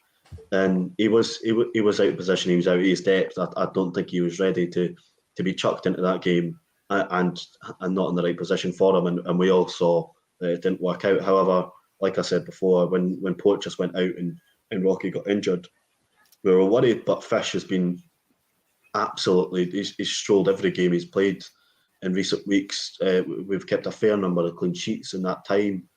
I'm delighted for him, and he got a couple of goals as well. I'm absolutely delighted for him. I think he could be a massive player for us for the rest of the season. And I believe Hibs fans have really turned around on him. McCurdy's another one. He divides opinion. I quite like Harry McCurdy. I think he's been harshly treated. I'm not sure personally if Johnson likes Harry McCurdy, seeing as he started, I think, before Christmas. I think he'd only started maybe 1 or 2 games, and he was hooked at half time in both of them. He puts in the work, and he seems to be. He lets his mouth do a little bit too much talking than he does on the park. I think he got in a lot of trouble with Hibs fans for that comment he made on Instagram about wanting to go back to wherever he was before. I want to say Swindon, but I actually can't remember. But I think he definitely divides opinion. He's out there, hairstyles and fashion sense, I think, don't let him out of the spotlight too easily. But I think there's definitely a player there. However, he's coming to our team when Boyle's was excellent before he got injured. Nisbet came back from his injury and has been superb. Yuan's coming to his own over the last few weeks, and I'm delighted to see that. I think McCurdy's the one that we were all waiting on and all had our hopes built around this season for. And it turns out that he's maybe not even the 5th or 6th best forward in the squad. So I think he's got a long way to go, but obviously you want to see the best for every player at your club. But I'm not sure if he's got all Hibs fans back on side just yet. Do you know the thing is, and I mentioned this to a couple of mates a couple of days ago as well, I actually don't think Hibs have missed Ryan Porteous. I don't think he's been that massive miss. I know he scored an own goal last week for Sheffield United, bizarrely. I don't think, genuinely, Porteous has been that much of a miss for Hibs. No, I think we were all terrified. I would have kept Porteous till the end of the season, let him go for nothing. Personally, just because at one point, because I was worried about the state of our defence. But no, we've not missed him, and I think it's so much respect and so much credit to Fish and Paul Hanlon, who was having a really poor first half of the season and has he's been superb in recent weeks. Once again, I love Paul Hanlon, but I did think it was his time to go. Maybe around January time, and since Pochus is gone, I think we've really stepped up and shown that we weren't just about him or Boyle even. So yeah, I'm delighted. As much as I would have loved to see Pochus stay and sign a new deal, I think life after Pochus hasn't been as doom and gloom as a lot of Hibs fans thought it would be. Now, Graham, obviously when a new person comes on the show, I listen to what they say very carefully, and I've got to pull corner up for something that he said, and you missed a funny thing when you said fish and hook in two different sentences. I wanted you to say that together. I thought it would make a funny joke, but there you go. Nobody laughed, so it must not be funny. I wanted to ask you about Egan McGeady. Do you feel as though that McGeady's been a brilliant signing, but it's not really get going yet because he's been injury prone this season? McGeady, yeah, I think he took his knock early in the season, and then he had his sort of patching off Hibs to go and watch Celtic under 18s, and that wasn't his smartest move. But he came back into the side, and since the World Cup, we all know Aidan McGeady. He is an excellent footballer. He doesn't have that pace anymore. He maybe can't beat his men as well, but that footballing brain and that technical ability he's still got, and it's still there. And I think it's been massive, especially for guys like Ellie Youan to watch someone like McGeady on the other wing. And you see McGeady go mental at Youan, but Youan reminds me of a young Aidan McGeady doing too many skills and messing about on the ball. So I think that's been important for Youan, but McGeady getting injured, I don't think the deal can be put down as a success, because at the end of the day, McGeady's now out for the rest of the season. God knows how long he's out for. He's only played maybe 10 games or so, and yeah, he's been solid for those games. But you saw yesterday that maybe we don't miss him as much as we thought we might have, and it's promising to think that we didn't have to rely on a guy of that age and of that sort of injury proneness. So I wish that he was still in the squad. I wish he was still available at pick, but I'm glad to see that that we've got the rotation options available to sort of fill in from. Is that a bit of a worry, right enough, Connor, when he comes back in, and obviously it'll be next season now? Is that a worry about because he's been out for so long, it won't be the same player than he was before, that he picked up injuries and he never got a run at games? Yeah, I think there's always that worry when a player goes out. Like I said earlier, Christian Deutsch was out for 4 months, and I don't think he's been the same player since. McGeady's at an age now that you never know what an injury can do to that player of that age. I don't think pace was a massive part of his game at this season, so that's not too much of a worry as long as he's still got that ability. But we'll just have to wait and see for McGeady. He's not someone that I would be sort of praying that we keep around if he's going to keep getting injured, and I'm sure a guy of Aidan McGeady's standard is on a decent pay packet at Easter Road. So it's one of those things you've got to sort of weigh up and see what he's worth. If he's not going to play more than 10-15 games a season, then he might be better off somewhere else. Glenn, before we move on to speak about the last game, I don't know who that is. I'm trying to think the last game actually here. I think it's Queen's Park against maybe Hill. What do you think of Jack Fitzwater get sent off? Because I'm doing all the VRs to you, and also David Martindale, he gets sent off, but I had to laugh what he gets sent off at, and I think we all know why he gets sent off. I thought that was pretty funny. Yeah, I mean, I think the sending off, VAR got that. That's one of the ones they got right. It's a definite sending off. He's through on goal, the clips his heel. It's a definite sending off. No complaint about that. I do kind of feel sorry for Martindale, and I did hear what he said as well. And I do feel sorry for him. I actually quite like Martindale. I've said this before. I like Martindale. He's a very honest guy, the way he comes across. I like what he says. I like the way he handles the media. He's a likable guy. And I think I feel sorry for him, the fact he got sent off. He's made that gesture, but it's not it's not something that I think the referee should be looking at and sending somebody off for it. You know, these things happen in the heat of the game, the heat of the moment. And I think the referees have got a bit of, I know referees don't have a lot of humour, but you know what, just let it go. There was no need to send them off for that, I don't think. And again, I think referees are a bit like robots, but you know, there was no denying it was a sending off. And I think Livingston, such a great start, really good goal by Joe Newbley, great touch. We spoke about Newbley a lot on the show. He's a very, very good footballer for his guy his size. A great goal. And then, unfortunately for Livingston, defensively, they were very poor. You know, that first goal, they tried to play offside. Yuan never offside in a million years.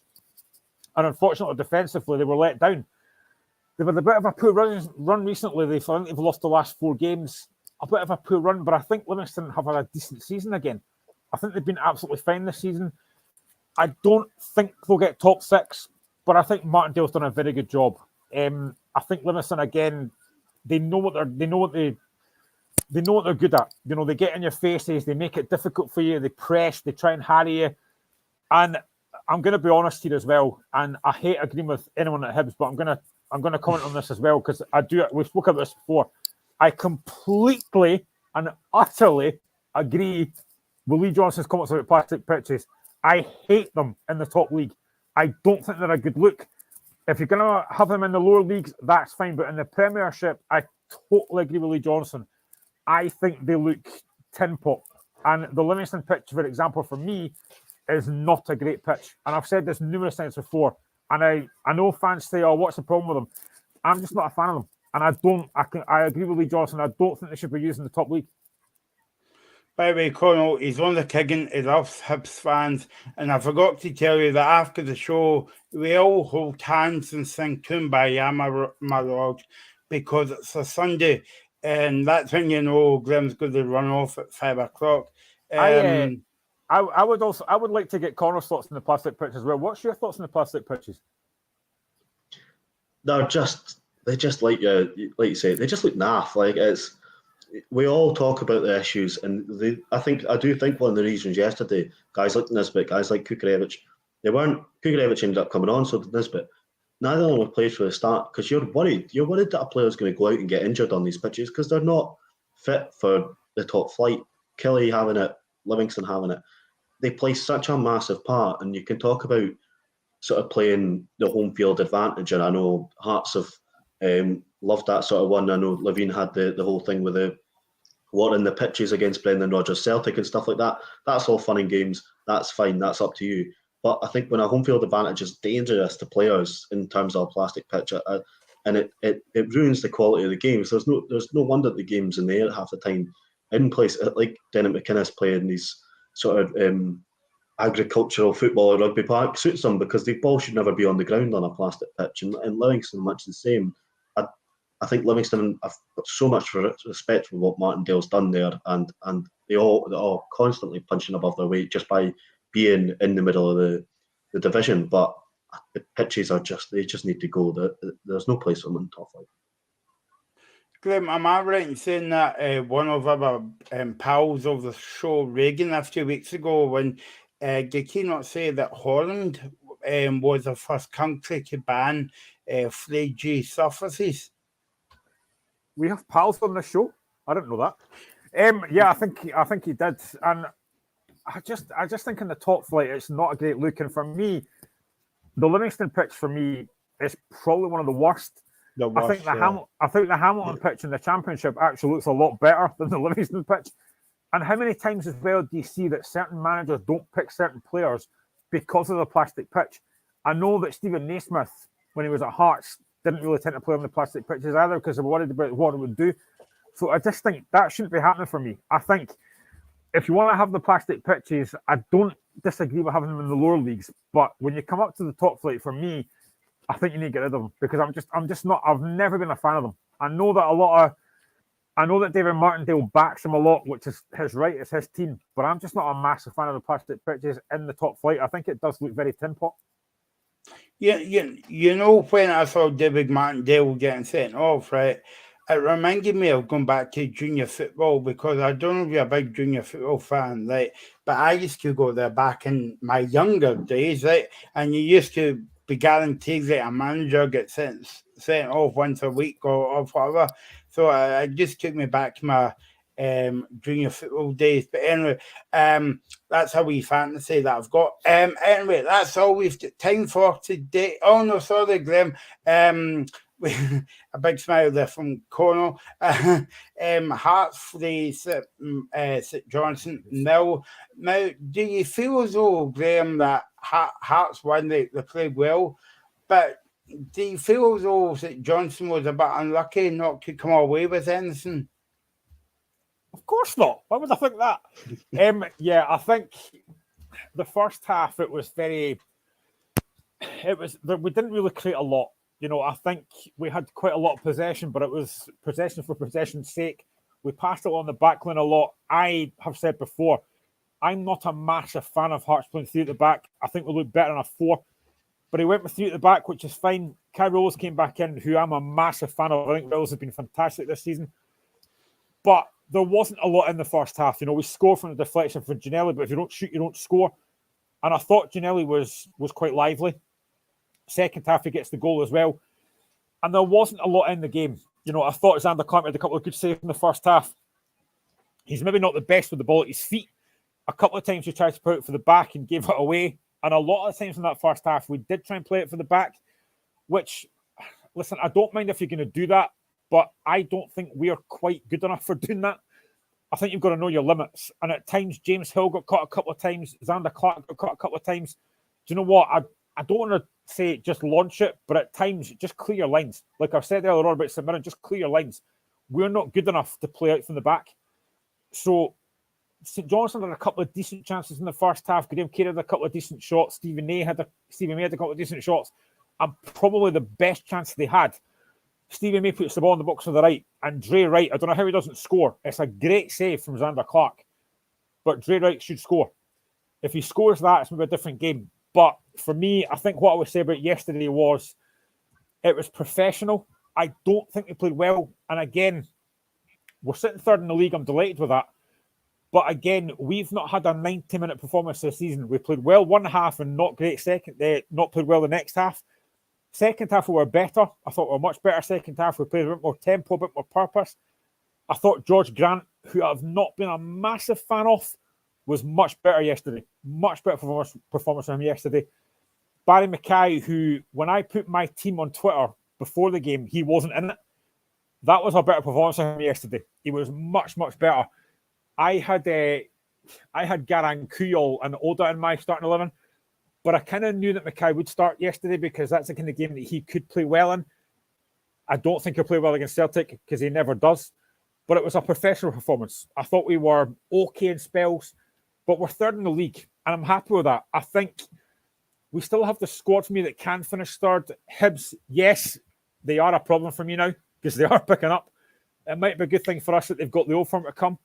But I think for me, Robert Snodgrass yesterday, St Johnstone did a good job on him because clearly, I've said this before as well, if I'm a manager of another team, I know that Hearts tend to play a lot through Snodgrass, and St Johnstone basically put Graham Carey on Snodgrass yesterday and kind of snuffed him out the game. So then Hearts had to do something different, and I think we did that second half. George Grant got forward, Mackay got forward. This is a hard one for me again because I am not a massive fan of Lawrence Shanklin dropping deep. He's our best striker, and yet he's playing pretty much midfield, and I don't like that. But I can understand how Robbie does it because he wants to get Ginnelly further forward with his pace. Yesterday it worked, but it was a professional performance. I don't think St Johnstone's second half created a lot, to be honest. That was a huge win for us, a massive win for us because we needed to win that game. With Hibs going to Livingston and winning 4-1, we've now got the game against Celtic on Wednesday. We then play Aberdeen in our next league game away from home. That was a huge 3 points for us yesterday. Conal, do you think that, what do you think of the Hearts squad overall, taking your Hibs hat off a minute or two, but they're building a good squad there, but as me and Glenn's been keep saying on the show, they're a good team up to the point that they face Celtic and Rangers and the goods falling flat in their face. Yeah, I think it's. I agree that George Grant, like from yesterday, the squad showed its merits. George Grant come back in, and I thought he was back to sort of early season form when he looked quite good. Mackay played well yesterday. Hearts have got a very, very good squad. There's no doubt the Hearts have got the third best squad in the league. I think Xander Clark. I know it was a couple of saves yesterday, but I would put my neck on the line and say Xander Clark's the best backup goalkeeper in the league. I think he's a much better goalkeeper than I think I ever gave him credit for at St Johnstone. I thought he was good at St Johnstone, but I think since he's come into the Hearts team, it's the biggest gloves to fill is Scotland's number one, and I think he's been tremendous since he's come in. But I think that Hearts squad, when you've got guys like Rowles coming back yesterday, he's been excellent. But you think of the injuries that Hearts have had, and I know every team's had their injuries, but Hearts have had their fair share as well. And even Ginnelly just looking like he was going in the summer and becoming this massive part of Hearts' squad again. And I think they definitely got the third best squad in the league. And I'm envious of a couple of players, I will have to admit, but I'm keen to get just Graham coming on to you. I was wondering what you thought in terms of Ginnelly and Humphreys, because I know they sort of interchanged for a few weeks, and Humphreys obviously scored the goal. But who would you actually rather have in your team? If I'm going to be honest, I like both of them. But if I'm going to be honest, I think probably Ginnelly. Ginnelly offers us a bit more pace up front. Humphreys, for me, bizarrely, has actually looked better off the bench. When he started, he's not been that great. Like against Motherwell, he started, and I wanted him to start, and he was very poor. But I think Ginnelly offers us that bit of a chance to stretch teams. Humphreys does have pace and is physical. But I just think Ginnelly has that little bit more about him. He's got that bit more pacing behind that we missed in his Motherwell. And to be honest, I was probably one of the ones that a while ago, along with many of the Hearts fans, would have said, I'd quite happily let Ginnelly go. Now, I'm in the camp of, I would quite happily let Ginnelly have a new contract. He's been one of the most improved players for us this season, along with Toby Sivic, who didn't start yesterday, which was a surprise. But I think Ginnelly, for me, has been one of our best players this season. So I think if it's a toss-up between him and Humphreys, a lot of Hearts fans might disagree with us, but I'd rather have Ginnelly. I just think he offers us a little bit more. And yesterday, yes, the first goal's a deflection, but you don't shoot, you don't score. And the second goal, he gets in the box, gets his goal, and I think most of his goals are actually coming against St Johnstone. Some players have teams they like scoring against. His seems to be St Johnstone. But he does offer us something a bit different. And for me, I have been pleasantly surprised by how well Ginnelly's done. Graham, when Craig Gordon get injured, we were like, oh no, because he's going to be a big miss. But as Connell says, that Zach Kratz came in, and you know that you're going to be a safe pair, a safe pair of hands with him, and we pulled off a brilliant save by Cameron McPherson in the second half as well. He did, and I think through all the injuries we've had, through Beningame, through Boyce, through Halkett, through Haring, when you look at some of that players, I think they would be guaranteed first-team players. But I think the one thing we all thought was, if Craig Gordon gets injured, then what do we do? Because I am not a fan of Ross Stewart. I think he's a dreadful goalkeeper. I've said that numerous times. We bring in Xander Clark, and for me, I agree with Connell. Xander Clark's been absolutely phenomenal. He's been superb. He's barely put a foot wrong. I think at times, as I said yesterday, his delivery out from the back maybe wasn't great. But in terms of shot stopping, he made a couple of great saves yesterday. That save from McPherson was a routine save. I think it was straight at him. But the one in the first half from Dre Wright in the box was a great save. I think Xander Clark's been fantastic. And the thing is, when Craig Gordon comes back, whenever that is, people are going to say, yeah, he has to start. And yes, he does. But we've now got two very, very good goalkeepers in there. And I also think, and I know a lot of people might not agree with us, but we've got two Scotland games to come up against Spain and Cyprus. For me, I'm having Xander Clark as number one. I know a lot of people might not agree with that, but I'm having Xander Clark as number one. Before we finish off today, we're going to bring you the women's football results. A game taking place at the moment between Celtic and Glasgow City. Goes round got their championship games on Friday night. Grim, you said that the Hamilton game was going to be an absolute cracker. Well, it was the complete opposite. I said, no, what I said is, I'm hoping it is, but I don't think it will be. Yeah. Can you hear Graham reversing there, Connell, a wee bit? Yeah. So, final score from yesterday: Ayr United 1, Inverness 2. Good result away from for Inverness away to Ayr. Cove Rangers 0, Dundee 2, Packet Thistle 3, Raithrovers 0, and Queen's Park 2, Greenock Morton 2, Graham. So, wait, a couple of shock scores there. Yeah, I mean, I thought Queen's Park might beat Morton. Obviously, that was wrong, but a massive result that for Morton. I think for me, the biggest result was that Partick Thistle one, beating Raith Rovers 3-0. I didn't see that coming. Massive result. You know, that's a huge result for Chris Doolan, who's got the job full time now. A huge result for Chris Doolan. Fair play to Partick Thistle. But I am still of the hope, and I don't know what Connell thinks. I am still of the hope that I think, and I hope that Queen's Park do come up. Now, again, I said on Friday, I know a lot of folk on Twitter said, if Queen's Park come up to the Premiership, it would be a disaster. I don't agree with that.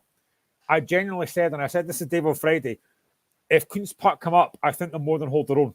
I think they're a very, very good side. They're a decent team to watch. Disappointing they didn't win that game yesterday, but I still think they've got more than enough to get promoted. And I genuinely think, and Dave was right when he said that on Friday, this isn't a Gretna situation.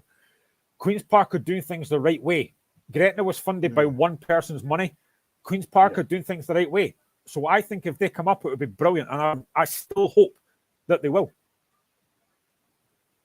Yeah, I'd agree. I think Queen's Park, we all saw in recent years when they got taken over, but the appointment of Owen Coyle, you got Leanne Dempster in the back, who I've got a lot of love for. I think they're going about things like you say, they're going about things the right way, and I think it would be an amazing story if they were to come up back-to-back promotions all the way up the leagues. And yes, they might have a little bit more pulling power, maybe a little bit more money, but I think if they were to come up next season, if they get Lesser Hampden sorted, it's a really, really good foundation for a club that would all.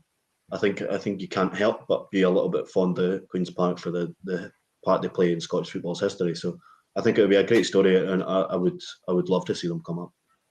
Just to round up the games for you there on Wednesday, it's the Tuesday night, the Championship. We've got Greenock Morton is at home to Ayr United. That'll be a good game, actually.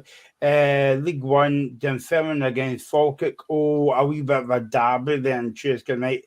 Surely there won't be any fights at Sigler Park on Tuesday night. And League Two, Dunbar against Skidden Albion. Tonight we've got 3 Premiership games. Celtic against Graham's Beloved Hearts. Connell's Beloved Hibs against Rangers. And Livingston against Dundee United. Brilliant games. None of the games on the telly. But anyway, let's move away from that because I can go on and on about it fast. Graham, there's a few women's games taking place at the moment. Glasgow City against Celtic. Women's team, 41 minutes gone. Still 0-0 between Rangers and Glasgow City. But the game of the day must be between Packet Thistle and Aberdeen. Packet Thistle beat Aberdeen 4-3. Yeah, and I believe our colleague Robbie Hanratty might have been at that. And Aberdeen were 2-0 up. They had the women sent off after 54 minutes, and then ended up getting beat 4-3. A fantastic result for Partick Thistle. The other results: Glasgow 0, Hearts 3, and Spartans 0, Rangers 1. At the moment, the latest scores, Conor will be delayed with us. Hamilton 0, Hibs 2, Motherwell 2, Dundee United 0. And as you say, still 0-0 between Celtic and Glasgow City. But yeah, I mean, that Aberdeen game, I genuinely thought Aberdeen were going to win that game, and that sending off, as has happened quite a few times this season in the Premier League, has changed the game. But a massive result for Partick Thistle. But I mean, I don't know if you watch a lot of women's football for Hibs, Connor, but watch the Hibs women's team a lot like just now. I watched the game against Hearts, and I thought they were probably a little bit unfortunate not to win that game. Obviously, Hearts get a last-minute equaliser. what do you make of his women's team this season? Have you been impressed with them? Do you think Dean Gibson's done a good job? And what kind of, do you think they could be higher than they are? Yeah, definitely. I think the women's team, I think we've been blessed with a strong women's team for a number of years. In terms of, I know Rangers and Celtic have sort of put a lot more investment into theirs in the last few years, but I think Hibs women have always been a good side, and I think even this season we held our own a little bit. I would have liked to see us a little bit higher up the league than we've been, and I know the draw in the derby the other week, a late goal from Hearts, and then obviously the fun part of it, losing on penalties. But I think, I think there's been a lot to like about that team, and got players coming back, like Rachel Boyle's come back in recent weeks after a pregnancy, and I think it's still a very strong team, and it's still a very exciting time for Hibs women. No, definitely. And I was just watching a bit of the Celtic game there, Graham. Obviously, they've opened 3 sides of the park, and it's mainly full, so it's very good to see. Yeah, 100%. And again, we spoke about this a while ago, that the women's game is now getting highlighted a lot more than it was. And again, I'm looking at the league table, and you're looking at the fact that Glasgow women have scored 82 goals, conceded 7. Celtic have scored 88 goals, conceded 3. Rangers have scored 83 goals, conceded 5. And then you look at third place, Hearts have only scored 31 and conceded 19. I mean, the gap between the top 3 and everyone else is ridiculous. And Glasgow women, and I spoke about this to Dave a couple of weeks ago, Glasgow women, they've conceded 104 goals in 21 games, which is mental. And they've only scored 6. There is such a massive gap.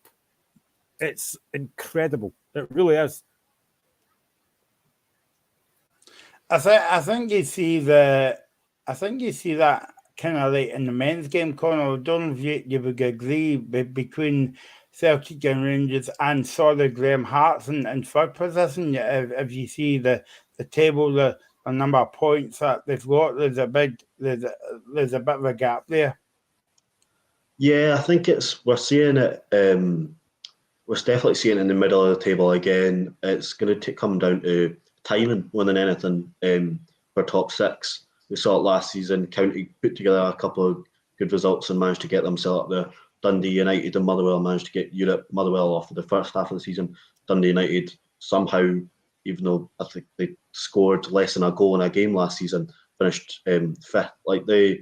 It was all about timing last season. Livingston fell out of it. And I think this season will be very similar.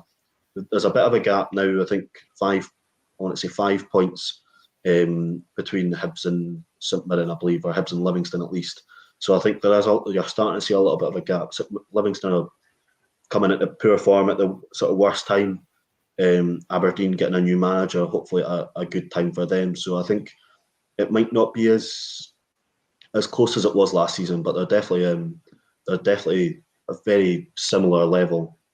Sort of those 4 teams, and then you've got, sadly, Hearts and Celtic and Rangers. But I don't know, it will come down to time, and if Hibs can continue their form, if Aberdeen can pick it up a little bit, Aberdeen are miles away, despite everyone telling us how poor they've been. They're not miles away. If they bring in a good manager, they've got a very good squad. They could easily climb back up that table and finish above either mine or Graham's teams if we hit a little bit of a slump. But fingers crossed that doesn't happen, and it's a straight battle between the 2 of us. But I think it's been a really interesting season this year. A lot of sackings, 4 teams that could go down at the bottom of the table, 4 teams that could finish in top 6. I think it's been a really, really good season for after last season, that was just a mess.